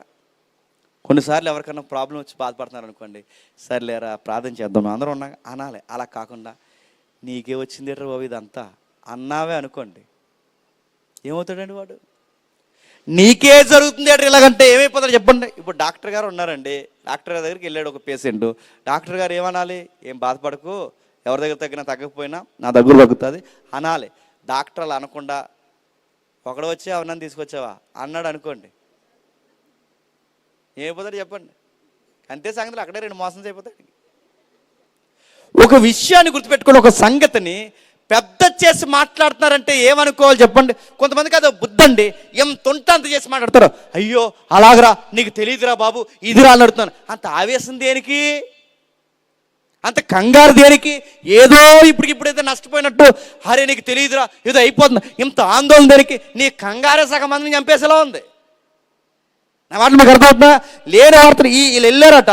ఈ వెళ్ళిన 12 గోత్రాల వారు ఎవరైతే ఉన్నారో, ఇద్దరు పక్క పోతే ఈ 10 మంది ఏం చెప్పారు చెప్పండి? ఏం చెప్పారు? వీళ్ళు చెప్పింది చెప్తున్నా, చాలా పొడవున్నారు, వాళ్ళు నెఫీని పోలు ఉన్నారు, వాళ్ళు చాలా బలంగా ఉన్నారు. ఇప్పుడు కనుక మనం చర్యలు తీసుకోకపోతే రేపు పొద్దున మనం చచ్చిపోతాం. ఆయన ఐగుప్తు నుంచి మనం వచ్చింది చనిపోవడానికి వచ్చామా, మళ్ళీ నడని తిరిగి వెళ్ళిపోదాం అన్నారంట. ఎక్కడికి? ఐగుప్తుకి. పైగా ఏమని తిడుతున్నారు చూడండి, ఆ 14 అధ్యాయంలో 2వ వచనంలో, ఆ 14 అధ్యాయం 2వ వచనంలో మరియు ఇంకా మొదటి వచనంలో, ఆ స్వరం ఎలుగెత్తి కేకలు వేసి ప్రజలందరూ రాత్రి ఎలుగెత్తి ఏడ్చారు. ఎందుకు ఏడుస్తున్నారు? జనాల్ని ఏడిపించేలాగా బిల్డప్ ఇస్తున్నారు. ఎవరు చెప్పండి? ఈ 10 మంది. నడుతున్నాను, వీళ్ళని పెద్దలని, గోత్రకర్తలని, ప్రధానమంత్రులని ఈ 10 మందిని పంపిస్తే ఈ ఇద్దరు పక్కకుండగా ఈ 10 మంది జనాల్ని బలపరుస్తున్నారా, ఏడిపిస్తున్నారా? వీళ్ళ పెద్దలయల్లో ఒక విషయాన్ని దాయడం రాదు, ఒక భయాన్ని దాయడం రాదు, ఒక భయాన్ని భయపడకుండా ప్రజలకు మోటివేషన్ చేయడం రాదు. వీళ్ళ పైపైకి ఎంత పెద్ద చేతి చూపిస్తారంటే, వీళ్ళు ఎంత ఫ్రేమ్వర్క్, ఎంత ఎక్స్పోజ్ చేసి మాట్లాడుతున్నారంటే, వీళ్ళ పెద్ద రేఖలు ఎక్కడ తగలెట్టారు? భయపడొచ్చా? అలా భయపడితే ప్రజలందరూ రాత్రి అంతా ఏడ్చారట, ఎలిగెత్తి ఏడ్చారట. మరి ఇశ్రాయేలు అందరూ మోసే అహరోనుల మీద సనిగారట. నడుతున్నారు, గాసిప్స్ స్టార్ట్ అయ్యాయి. మోసే మీద ఎందుకు సనుగుతున్నారు? వీళ్ళు ఉన్న వార్తని పెద్ద చేసి చెబుతున్నారు. నా మాటలు అర్థమవుతుంది లేదో? అక్కడ బాగా వినండి. మిరియాము అహరోను మోసే చుట్టూన్న వారిని సమాధానపరిచారా, చెడగొట్టారా? మళ్ళీ అడుగుతున్నాను, బాగా వినండి. ఇక్కడ 10 మంది పెద్దలు సమాధానపరుస్తున్నారా, చెడగొడుతున్నారా? ఎవరు దేవుని పిల్లలు? ఒక వార్తను చెప్పడం చేత కాని వారు దేవుని పిల్లలు కారు. చెప్పే విధానం తెలియాలి. నిజమే, వాళ్ళ బలంగానే ఉన్నారు, నిజమే, వాళ్ళ నెప్పీలు పోలి ఉన్నారు, నిజమే, వాళ్ళు చంపేస్తారు, నిజమే. కానీ అది ఎక్కడ చెప్పాలి? ఈ భయపడే మనుషుల మధ్య చెప్పొచ్చా? ఎవరికి చెప్పాలి? మోసేకి చెప్పాలి. మోసే వెళ్ళి ఎవరు చెప్తారు? దేవుడు చెప్తాడు. నువ్వెవరు చెప్తున్నావు? అమాయకులకు చెప్తున్నావు. ఈ కొండిగాలు చేసే పని ఏంటి చెప్పనా?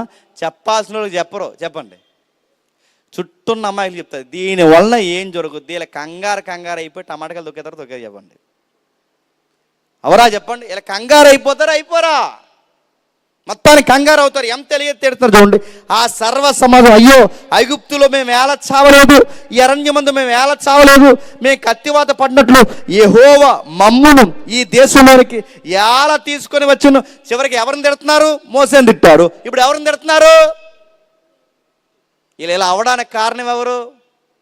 చూసిరా అంటే చెప్పండి, కాల్చి వచ్చినారు.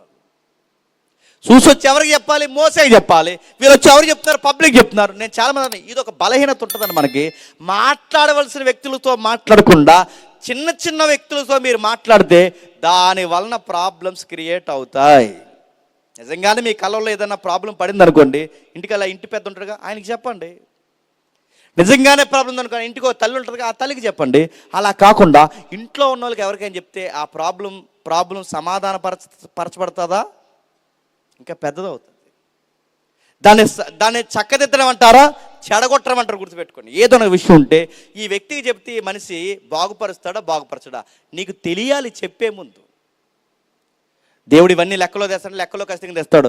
నువ్వు అప్పుడు దేవుడి దగ్గర నిలబడి, దేవా నేను చూసిందే చెప్పాను, విన్నాదే చెప్పాను, నా తప్పేముంది ప్రభువా, వాళ్ళ పొడవగానే ఉన్నారు, బలంగానే ఉన్నారు అంటే, రే నువ్వు చూసింది నిజమే, విన్నది నిజమే, కానీ నువ్వు చెప్పాల్సిన వాళ్ళకి చెప్పలేదు, నువ్వు పక్కకు రా అంటాడు. గుర్తుపెట్టుకో, మన దేవుడు సత్యం చెప్పమనడమే కాదు, ఆ చెప్పేది ఎక్కడ ఎలా చెప్పాలో చెప్పండి నీకు తెలియాలి. ఇంకేం జరుగుతుంది? కిందకి వాళ్ళు మాట్లాడుతున్నారు చూడండి. మా భార్యలు మా పిల్లలు కొల్లపోదురు, మేము తిరిగి ఐగుప్తికి వెళ్ళుట మాకు మేలు కదా అని వారితో అనిరి, వారు మనం నాయకుడిని ఒక నియమించుకొని ఐగుప్తికి తిరిగి వెళుతామని ఒకడితో ఒకడు చెప్పుకునే బాధ అని చెప్పండి. ఇప్పుడు ఎవరు గుర్తొచ్చేసారంటే వీళ్ళకి? నాయకుడు. నడుపుతాను ఇదే నాయకత్వాన్ని ఒక నాయకుడిని అంటే వీళ్ళకి తిరిగి వెళ్ళాలంటే ఎవరు ఉండాలని అర్థమవుతున్నారు? నా మాటలు మాకు అర్థమవుతుంది లేదు. ఈ మాటలు వీళ్ళకి తిరిగి వెళ్ళాలంటే ఈ మాటలు మనకి ఏమర్థమవుతుంది చెప్పండి? వీళ్ళకి తిరిగి వెళ్ళాలంటే నాయకుడు ఉండాలని అర్థమవుతుంది. మరి ఒకప్పుడు నాయకుడు ఉండాలని మీకు అర్థమవుతుంది తిరిగి వెళ్ళాలంటే.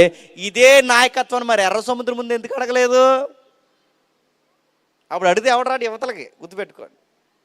ఎర్ర సముద్రం దాటినప్పుడు నాయకుడు గుర్తు రాలేదు, మన్నా తింటున్నప్పుడు నాయకుడు గుర్తు రాలేదు, స్వస్థతలు పొందుతున్నప్పుడు నాయకుడు గుర్తు రాలేదు, మధురముగా నీళ్లు మార్చినప్పుడు నాయకుడు గుర్తు రాలేదు. వీరికి ఎప్పుడు నాయకుడు గుర్తు వస్తుంది చెప్పండి? ఎగ్గొట్టి దేవుడి మీద సనిగి మోసే మీద తిరిగి వెళ్ళిపోవడానికి వీళ్ళకి ఎవరు కావాలంట? ఇప్పుడు చెప్పండి, వీళ్ళకి నాయకుడు కావాలనగానే వీళ్ళకి నాయకుడు ఎవరు కనబడతారు చెప్పండి? ఈ లేని వార్తను చెప్తున్నారా? ఆ 10 మందిలో ఎవరో ఒక నాయకుడిగా పెట్టుకోరు చెప్పండి. నా మాటలు మీకు అర్థమవుతున్నాయి లేదో? ఎలా పాడవుతాయంటే ఒక విషయాన్ని ఎక్కడ చెప్పాలో ఎక్కడ చెప్పకూడదో తెలియకుండా సమాధానం కన్నా అసమాధానం కలగజేస్తే దేవుడు అంటున్నారు, మీరు నా పిల్లలు కారు. నువ్వు మాట్లాడితే ఒక కాపురం బాగుపడాలి, నువ్వు మాట్లాడితే ఒక స్నేహం బాగుపడాలి, నువ్వు మాట్లాడితే ఒక సంఘం కట్టబడాలి, నువ్వు ఎక్కడైనా ఒక గంట మాట్లాడితే వాళ్ళు ఆత్మీయంగా బలపడాలి, నువ్వు ఎవరితోనే మాట్లాడితే వాళ్ళ సంతోషంగా ఉండాలి. కానీ నువ్వు మాట్లాడొచ్చిన తర్వాత గొడవలు జరుగుతున్నాయంటే నిన్ను దేవుడు ఆశీర్వాదకరంగా మారుస్తాడు అనుకుంటున్నావా? సాతానా అని పిలుస్తాడేమనుకుంటున్నావు? ఏం జరుగుతుంది చూడండి. వాళ్ళు ప్రస్తుతానికి బాగా వినండి, వాళ్ళు చేస్తున్న పని చూడండి. ఎర్ర సముద్రాన్ని పాయలు చేసిన దేవుడు, ఎరికో గోళ్ళను పడగొట్టడానికి సిద్ధమైన దేవుడు. ఇంకా మీరు చూడండి, ఫరో రథాలను మట్టి కరిపించిన దేవుడు ఈ బలవంతులను కూడా మట్టి కరిపిస్తాడు. మీరు ఏం భయపడకండి, నీ 10 మంది చెప్తే ఎంత బాగుండండి. చెప్పారా? ఫరోనే పడగొట్టాడు దేవుడు, ఫరో రథాలనే ఎర్ర సముద్రంలో ముంచాడు దేవుడు, ఇదిగో పెద్ద గోడలనే పాలదోలాడు దేవుడు. దేవుడు ఇన్ని కార్యాలు చేయగలడు, ఎర్ర సముద్రాన్ని పాలు చేయగలడు. అసలు మన దేవుడు మన పక్షాన్ని ఉంటే ఈ నెఫీలు ఏం చేస్తారు, ఫిలిస్తీన్లు ఏం చేస్తారు, కానాను తెగలు ఏం చేస్తారు, వీళ్ళందరూ ఏం చేయగలరని వీళ్ళు మోటివేషన్ చేస్తే బాగున్ను. అలా చేయకుండా, గతాన్ని జ్ఞాపకం చేయకుండా వాళ్ళ భయాన్ని ముందుకు తెచ్చేసరికి దేవుని సంఘాన్ని ఏం చేశారు చెప్పండి? గలిబిలికి కారణం చేశారు. ఏమైనా బాగుపడ్డారా? మీరు ఇంటికి వెళ్ళక చదవండి ఆ 14వ అధ్యాయాన్ని. ఏదైతే మా పిల్లలు మా భార్యలు కత్తివాత చస్తామా, అందుకే దేవుడు మనం తీసుకొస్తాడంటే ఈ భయపడి కాని మాట్లాడిన వాళ్ళందరూ ఒకవైపు నిలబడమన్నాడు. మోసే మాట ఎవరైతున్నారో, ఆ యెహోషువ మాట, కాలేబు మాట ఎవరైతున్నారో వాళ్ళందరినీ పక్కకు రమ్మన్నాడు. ఆ మాట విని భయపడుతున్న వాళ్ళందరినీ పక్క వెళ్ళమన్నాడు. రాత్రికి రాత్రి వారి భార్యల్ని పిల్లల్ని చంపేశాడు. ఆ మాట మీకు అర్థమవుతుంది లేదు? దేవుని ఉగ్రత వాళ్ళ మీదకి రావడానికి పెద్ద కారణాలు ఏమి లేవు. ఒక వార్తను చెప్పే విధంగా చెప్పలేనందుకు ఎంత రక్తపాతం జరిగిందంటే మీరు నమ్మగలుగుతున్నారా? గొడవలు ఎలా స్టార్ట్ అవుతాయి చెప్పండి? డైరెక్ట్గా వచ్చి కర్రచి కూడా వేస్తారా? గొడవలు ఎలా జరుగుతాయి చెప్పండి? డైరెక్ట్గా వచ్చి కత్తిచ్చి నరికేస్తాడు? ఎలా జరుగుతాయి చెప్పండి? ఎవడే ఎడతాడు ముందు పొల్ల? ఆ చిన్న మాటే గాలివాటంలో సాడితే ఆ గాలివాటమే పెను తుఫాను అవుద్ది, ఆ తుఫానే గొడవ కారణం అవుద్ది. ఆ కోపంలో వాడు కర్రో చుత్తో కత్తో ఎత్తుతాడు, అందుచేస్తాడు. ఇదంతా జరగాలంటే ప్రారంభంలో ఎవడో వాళ్ళకి లేని మాట, కాని మాట, ఉన్న మాట, లేని మాటని చెప్పుండాలి. దానివలన ఇన్ని గొడవలు జరుగుతాయి. ఈ వాక్యాలు వింటుంటే మీరు ఒకటి జ్ఞాపకం చేసుకోండి. దేవా, నా వలన పలానా వాళ్ళు ఇడిపోయారు ప్రభువా, దేవా నా వలన అత్తమామలు గొడవ వచ్చింది ప్రభువా, దేవా నా వల్ల పలానా స్నేహితులు విడిపోయారు ప్రభువా, దేవా నా వలన ఇలా జరిగిందని ఈ మాటలు చెప్తున్నప్పుడు మీకు ఎవరికైనా జ్ఞాపకం వస్తే, దేవా నన్ను క్షమించు ప్రభువా అని మాత్రం ఖచ్చితంగా అడగండి. నాకు చెప్పే విధంగా చెప్పడం రాలేదు ప్రభువా, నేను నిజమే చెప్తున్నాను అనుకున్నాను కానీ ఇన్ని గొడవలకు కారణమవుతానని అనుకోలేదు ప్రభువా అని దేవుని క్షమాపణ అడగలేదో నేను చెప్తున్నాను. దేవుడు ఖచ్చితంగా మిమ్మల్ని లెక్కల్లోకి తీసుకొస్తాడు. దేవుడు కొండ మీద కూర్చుని ఆయన మాట్లాడుతున్నప్పుడు ఆయన మాట్లాడిన మాట ఏంటో తెలుసా? దేవుని కుమారులు అంటే ఈ క్వాలిఫికేషన్స్ ఉన్నవారే కాదు, నీతి కొరకు నిలబడిన వారు, ఆకలి దప్పులు గలవారు, హృదయశుద్ధి గలవారు, ఇది మాత్రమే కాదు, దానితో పాటు సమాధానపరచువారు. త్వరగా ముగించేద్దాం. రెండవ సమూయేలు గ్రంథం 15వ అధ్యాయం, 2వ సమూయేలు గ్రంథం 15వ అధ్యాయం ముగించేద్దాం. 2వ సమూయేలు గ్రంథం 15వ అధ్యాయం మొదలు వచ్చిన నుండి 2వ సమూయేలు గ్రంథం 15వ అధ్యాయం మొదలు వచ్చిన నుండి ఇదైన తర్వాత అబ్షాలోము ఒక రథమును గుర్రములను సిద్ధపరిచి తన ఎదుట పరిగెత్తుటకై 50,000 బంటులను, ఈడెవరండి? దావీదు గారు అబ్బాయి. ఏం చేస్తున్నాడండి? పొద్దున్నే లేచిపోయాడట. ఏం చేస్తున్నాడు? బాగా రెడీ అయిపోయాడు. ఇంకేం చేస్తున్నాడు? వీడు బాగా రెడీ అయిపోయాడు. కొంతమంది ఏజెంట్లు పెట్టుకున్నాడట. రాజుగారి దగ్గరికి గొడవలు తీర్చుకోవడానికి వస్తారు చూసారా? ఆ గొడవలు తేల్చడానికి వచ్చిన అందరిని పిలుస్తున్నాడు. పిలిచి ఏం చేస్తున్నాడు చూడండి. ఉదయమే లేచి బయలుదేరి పట్నం యొక్క గుమ్మం మార్గం మీద తట్టున నిలిచి రాజు చేత తీర్పునందుటకై వ్యాజ్యమాడి వారు ఎవరైనా వచ్చుచుండగా కనిపెట్టి వారిని పిలిచి, నువ్వు ఏ ఊరు వాడవని అడుగుచున్నాను. నీ దాసుడైన నేను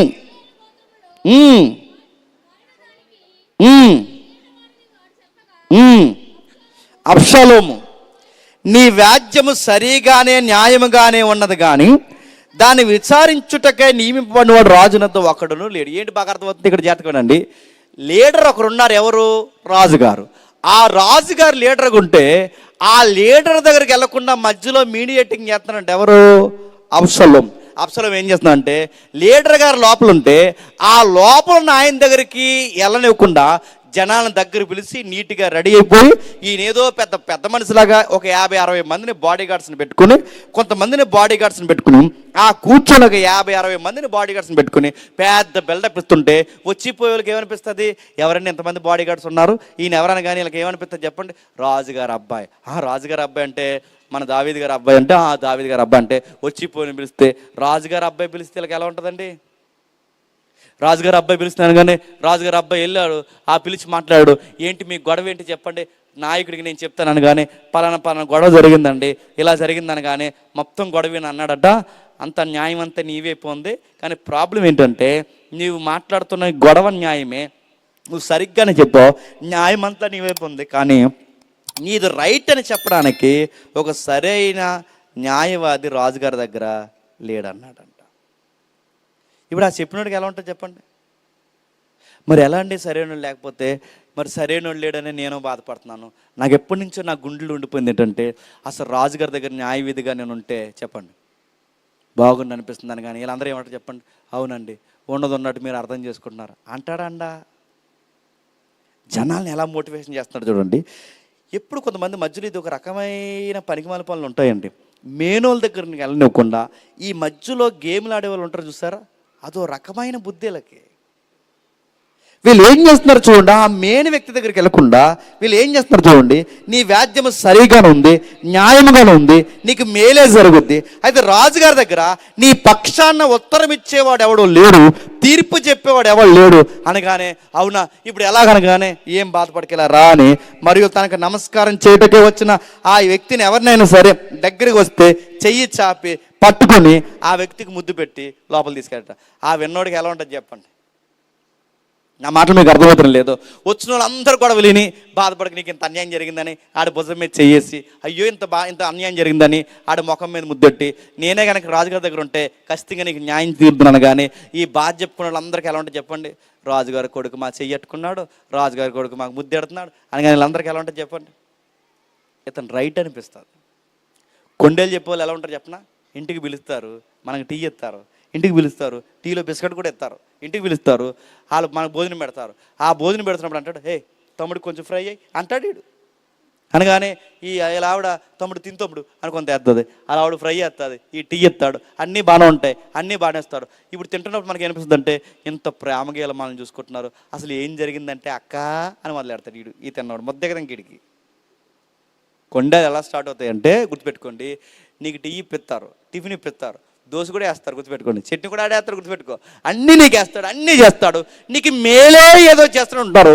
ఆ మేలు వెనకాల వాడు చేస్తున్న ఆ మేలు వెనకాల ఖచ్చితంగా కీడు ఉంటుంది. అబ్షాలోము ఎజెండా ఏంటి చెప్పినా గుర్తుపెట్టుకోండి. ఏం చేశాడు చూడండి, తీర్పునందుటకే రాజునకు వచ్చిన ఇశ్రాయేలు అందరికీ అబ్షాలోము ఏ ప్రకారం భుజాల మీద చేయలేడు ముద్దులు పెట్టడం, భుజాల మీద చేయలేడు ముద్దులు పెట్టడం, భుజాల మీద చేయలేడు ముద్దులు పెట్టడం, ఈ తీయడి మాటలు ముద్దులు పెట్టి ముద్దట్టి ఇలాంటివన్నీ మాట్లాడుతుంటే వీళ్ళందరూ అబ్షాలోము వైపు తిరిగిపోయి అందరూ అన్నారట మాకు నెక్స్ట్ నాయకుడు ఎవరైనా ఉండాలి అంటే చెప్పండి అబ్షాలోమే ఉండాలి. వీడి సింహాసనం ఎక్కడానికి బాగా వినండి, వీడు రాజుగారి స్థానంలో కూర్చోడానికి వీడి గాస్పల్లో ఉపయోగించుకున్నాడా, గాసిప్స్ ఉపయోగించుకున్నాడా చెప్పండి? నా మాటలు మీకు అర్థమైంది. కొండగాళ్ళు ఇన్ని రకాల యాసాలు వేస్తారు. వాళ్ళు మనకి మంచిగా భోజనం పెడతారు, మంచిగా జ్యూసులు ఇప్పిస్తారు, మంచిగా మన భుజాల మీద మాట్లాడతారు. అయ్యో నీకు ఇంత అన్యాయం జరిగిందని మన గుండెల మీద లాక్కుంటారు. మనం అనుకుంటే ఇది ప్రేమ, మనకి ఇంత ప్రేమించేస్తున్నారు అని చెప్పి ఉన్నవి లేనివి అసలు ఏం జరిగిందంటే అని మొదలెడతాం. ఎవరి దగ్గర ఆడు మొత్తం వింటాడు, నీ వైపు తిప్పుకుంటాడు, నేను చూపిస్తాడు, నేను కారణాలు చేసి ఆడు సాధించాలనుకున్నవన్నీ చెప్పండి సాధిస్తాడు. నేను అడుగుతున్నాను, యోసేపు కుటుంబంలో గొడవలు రావడానికి ఆ 17 ఏళ్ళ అబ్బాయి చెప్పాల్సిన విధంగా చెబితే బాగుండు. ఎవరికి చెబితే బాగుండు, వాళ్ళకి చెబితే బాగుండు. రెండోది, వాళ్ళ అన్నీలతో పంచుకుంటే బాగుండు. మూడోది, వాళ్ళ అన్నీలు వచ్చి అడిగితే బాగుండు. నాలుగోది, వాళ్ళ నాన్నగారు యాకోబు గారు అడుగుతున్న వాళ్ళు గద్దిస్తే బాగుండు. ఇదంతా బాగా వినండి.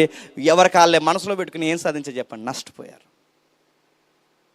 మోసే అహరోన్లు, మోసే మిరియాములు వీరంతా కలిసి ఏం చేస్తారు చెప్పండి, ఒక మ్యారిటల్ లైఫ్ కోసం, ఒక అమ్మాయి కోసం డిస్కషన్ పెట్టుకుని వాళ్ళ పచ్చని స్నేహాల మధ్య, పచ్చని సహోదర ప్రేమలో వాళ్ళు చిచ్చులు పెట్టుకున్నారు.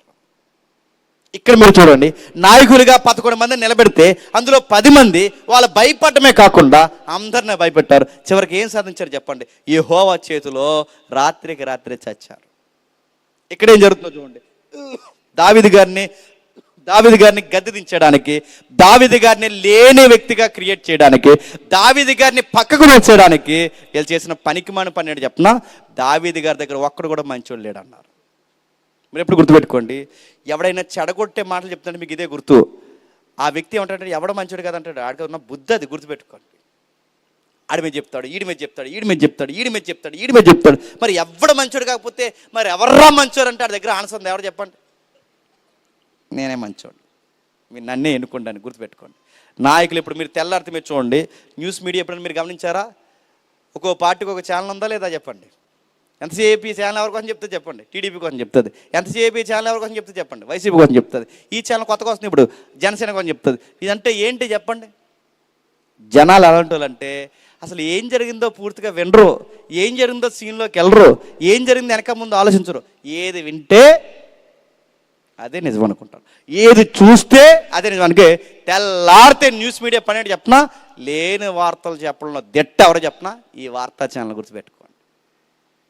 నన్ను అడిగితే ఇప్పుడు గాస్పల్ చెప్పేవాళ్ళు లేరు, ఇప్పుడు చెప్తున్న వాళ్ళు సమాధానపరిచే వాళ్ళు లేరు. వీళ్ళందరూ ఎవరు చెప్పనా, లేని వార్తని, కాని మాటని, ఉన్న మాటని సరిగ్గా చెప్పడం రాక కుటుంబాలని, సంఘాలని చెడగొట్టే వాళ్ళు ఎక్కువైపోయారు. ఇలాంటి విని పెద్దలు కొట్టుకున్న సందర్భాలు ఉన్నాయి లేదా సంఘాల్లో చెప్పండి. ఇలాంటి విని సేవకుని బయటికి తోసేసిన దాఖలు ఉన్నాయి లేదా చెప్పండి. ఇలాంటి విని సేవకుడే సంఘ నాయకుల మీద తిరగబడే దాఖలు ఉన్నాయి లేదా చెప్పండి. ఇలాంటి విని భార్య భర్తలు ఇద్దరు ఇడిపోయిన ఉన్నారో లేదా చెప్పండి. కేవలం కొండె మాటలు విని పచ్చని కాపురాన్ని పాడు చేసుకున్న భార్య లేదా భర్త లేదా చెప్పండి. ఇవన్నీ నేను చూస్తున్నాను కానీ చెప్తున్నాను, గుర్తుపెట్టుకోండి. ఇవన్నీ జరిగాయి, ఈ జరిగిన చరిత్రలో కూడా జరిగాయి. అది దేవుడు చెబుతున్నాడు.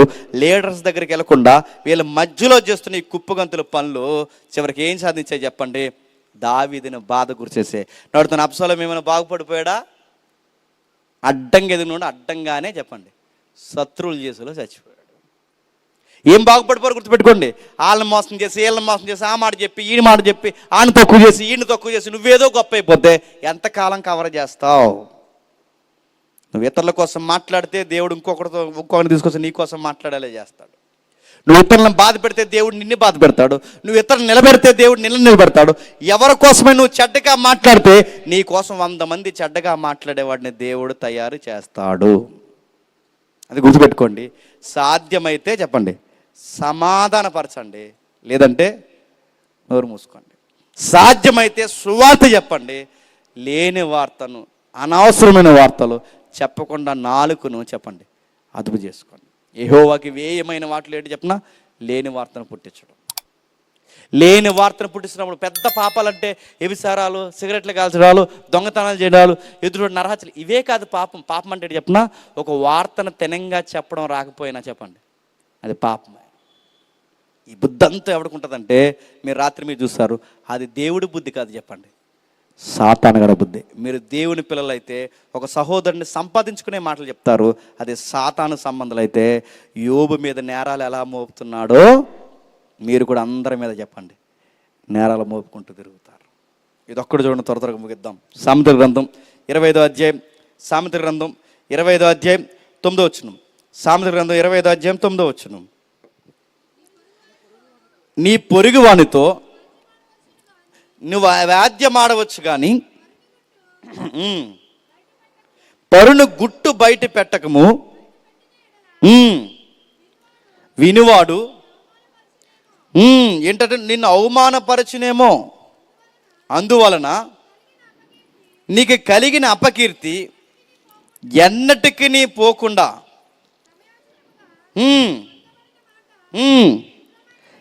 ఎంత మంచిగా మాట్లాడుతున్నారు చూడండి, బాగానండి.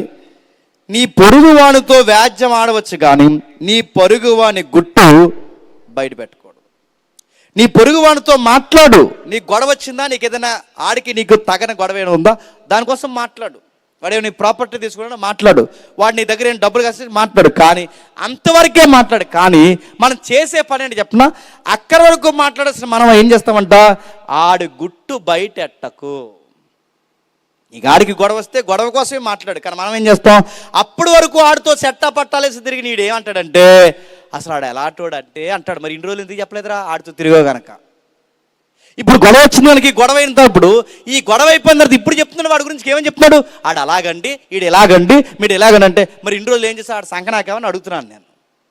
ఇన్ని రోజులు ఏం చేస్తావు, ఇన్ని రోజులు ఆడు మోచేతి నీళ్ళు తాగావా, ఆడు అడుగులకు మడుగులు ఎత్తావని అడుగుతున్నాను. ఏం చేస్తావు, ఇన్ని రోజులు ఏం చేస్తావు. ఇప్పటి వరకు బాగానే తిరిగో, ఆడితో కలిసి టీలు తాగో, కాఫీలు తాగో, ఐదున్నా ఈదున్నా, ఆ ఊరెళ్ళో ఈ ఊరెళ్ళో అన్నీ బాగా తిరిగో. ఇప్పుడు గొడవ వచ్చేసరికి కానీ ఏమంటున్నావు, మొత్తం అన్ని ఇప్పుడు ఆడి గురించి చెప్తున్నావు. ఇది దేవుడికి నచ్చుతుందా?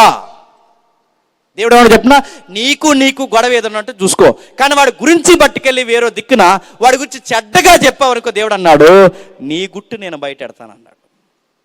నీ గొడవ ఉంటే గొడవ వరకే, ఆడికి నీకు కేసు ఉంటే కేసు వరకే చూసుకో, కానీ వాడి గురించి లేని మాటలు మాట్లాడి అసలు వీడు ఎలాంటోడు అంటే బ్రదర్ అని ఇప్పుడు కొత్తగా ఎందుకు ఊదుతున్నావు? మొన్నటి వరకు 10 సంవత్సరాలు ఆడుతూ తిరిగావు కదా, 2 ఏళ్ళు ఆడుతూ తిరిగావు కదా, 1 year ఆడుతూ తిరిగావు కదా, నెలలు ఆడుతూ తిరిగినప్పుడు నీకు కనబడలేదా? ఇప్పుడు గొడవ వచ్చేసరికి ఏమైపోయాడు, నీకు చెడ్డ అయిపోయాడు.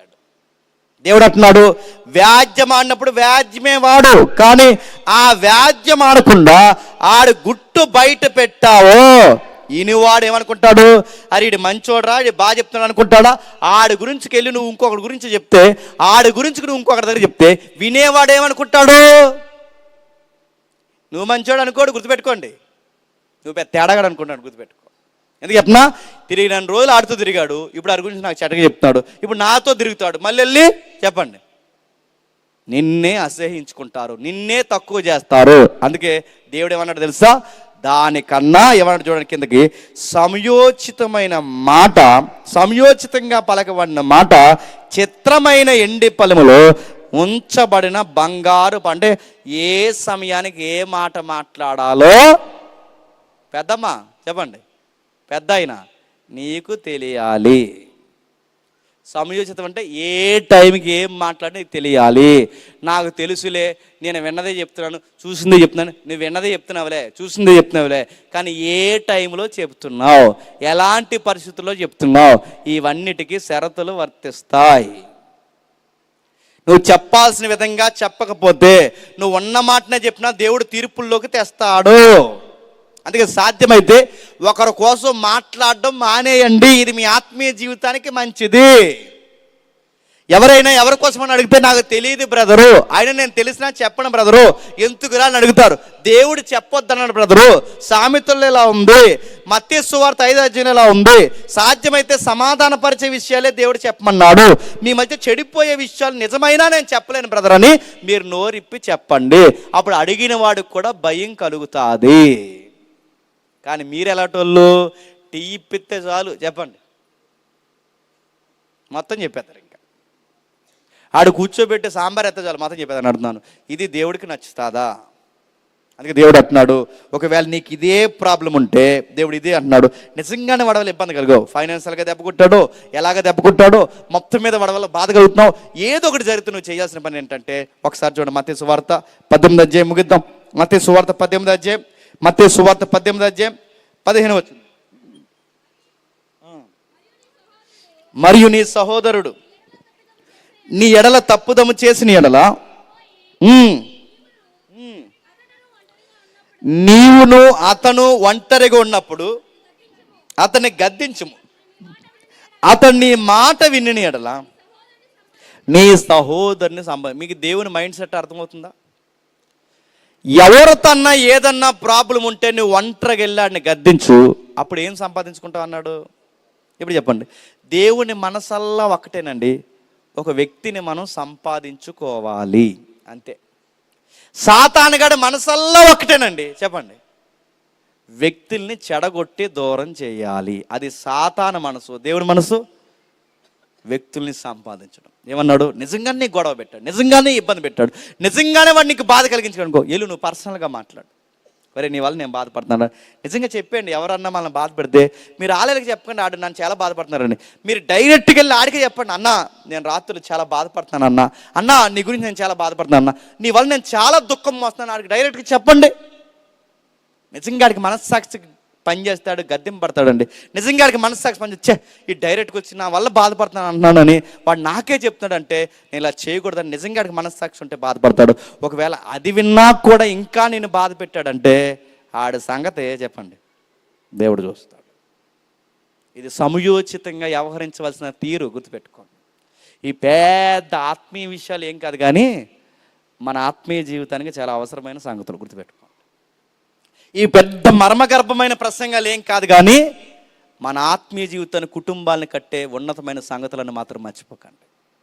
రాస్తున్నాడు, నీ సహోదరుని సంపాదించుకో. మొదట నువ్వు వెళ్ళు, మాట్లాడు. వినలేదా? 2-3 సాక్షులను తీసుకెళ్ళు, మాట్లాడు. వాళ్ళు కూడా వినలేదా? ఆ తర్వాత సంఘాన్ని తీసుకెళ్ళి, వినలేదా? ఆ తర్వాత వాటితో డిస్కషన్ పెట్టుకో, వదిలే అన్నాడు. అంతే. మనం ఏం చేస్తాం చెప్పండి? ముందు 2 చెప్తాం, తర్వాత 3 చెప్తాం, ఆడి గురించికే, తర్వాత సంఘం అంతా చెప్తాం, తర్వాత ఊరంతా చెప్తాం. అప్పుడు వెళ్ళి ఎవడు చెప్తాం? లాస్ట్లో ఆడికి చెప్తాం. అప్పుడు ఆడు ఏమంటాడు? చిన్నవారు మీరు ఏదో ఊరంతా సాటి నా గురించి అంటాడండా. నువ్వు ముందే చేయాల్సిన పని అంటే ముందు ఆడి దగ్గరికి వెళ్ళాలి. వాడు వినకపోతే ఆడు తరపున, నీ తరపున కానీ 2 పెద్ద మనుషులు తీసుకెళ్ళాలి. అప్పుడు వినకపోతే సంఘాన్ని తీసుకెళ్ళాలి. కానీ నువ్వేం చేస్తావు? అంత రివర్స్. ముందు చెప్తావు, తర్వాత 3 చెప్తావు, తర్వాత ఊరంతా చెప్తావు, సంఘం అంతా చెప్తావు. అందరు తెలిసిన తర్వాత ఇప్పుడు వెళ్ళి రేపు సమాధాన పడదామంటే నాకు చెయ్యాల్సిన నష్టం అంతా ఊరు వాడ సాటి ఇప్పుడు నా దగ్గరికి వచ్చి సమాధాన పడతానంటే ఆడు ఏమంటాడు? గుండెల్లో నీ కోసం పెట్టుకుంటాడా, పెట్టుకోడా?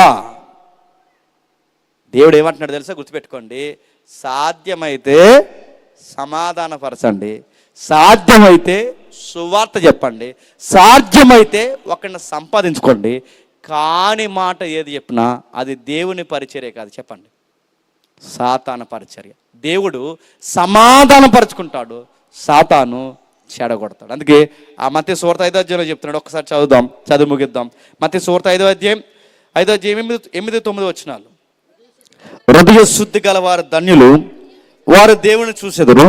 సమాధానపరచు వారు ధన్యులు, వారు దేవుని కుమారులు అనబడతారు. జాగ్రత్తగా వినండి.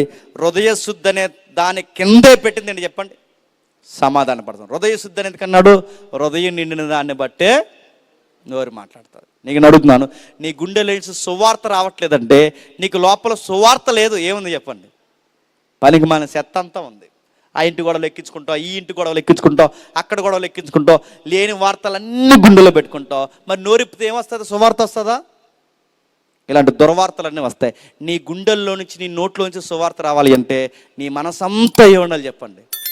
వాక్యము, దేవుడు, ప్రార్థన, సహవాసం, మంచి మాటలు, ఇలాంటి వాక్యాలు ఇవి మాత్రమే నీ గుండెల్లో పెట్టుకుంటే సాధ్యమైతే సువార్త మాట్లాడతావు, వ్యక్తుల కోసం తక్కువ మాట్లాడతావు. కానీ నువ్వు వ్యక్తుల కోసం ఎక్కువ మాట్లాడుతున్నావంటే నీకు దేవుని వ్యక్తిత్వం అంటే ఏంటో నీకు అర్థం కాలేదు. నీ గుండెల్లో దేవుని వాక్యం లేదు. హృదయ శుద్ధి అంటే నీ హృదయం నిండిన దాన్ని బట్టే, చెప్పండి, నోరు మాట్లాడదు. నీ హృదయంలో సువార్త నిండితే సువార్త మాట్లాడతావు. కానీ సోది మాట్లాడుతున్నావంటే నువ్వు సోదిగాళ్ళలాగే, ఆడు ఎలాగైతే అటు ఇటు తిరుగుతాడో మీరు కూడా చెప్పండి, అటు ఇటు తిరుగుతూ ఆ వార్త ఈ వార్త ఈ వార్తలన్నీ గుండెల్లో పెట్టుకుంటే మనుషుల్ని చెడగొట్టే పనులే చేస్తారు తప్ప మనుషుల్ని కట్టే పనులు మీరు ఎప్పటికీ చేయలేరు. ఒక మనిషిని, ఒక కాపురాన్ని పాడు చేస్తే దేవుడు మీ కాపురాన్ని కూడా చెప్పండి పాడు చేస్తాడు. ఒక వ్యక్తిని బలపరిచి, ఒక వ్యక్తిని స్థిరపరిచి, ఒక వ్యక్తిని ఆశీర్వాదకరంగా మారిస్తే దేవుడు మిమ్మల్ని, మీ కుటుంబాన్ని కూడా ఆశీర్వాదకరంగా మారుతాడు. మనమందరం సమాధానపరిచే వాళ్ళం, మనమందరం దేవుని కుమారులు. దేవుడు మిమ్మల్ని అందరినీ దీవించును గాక.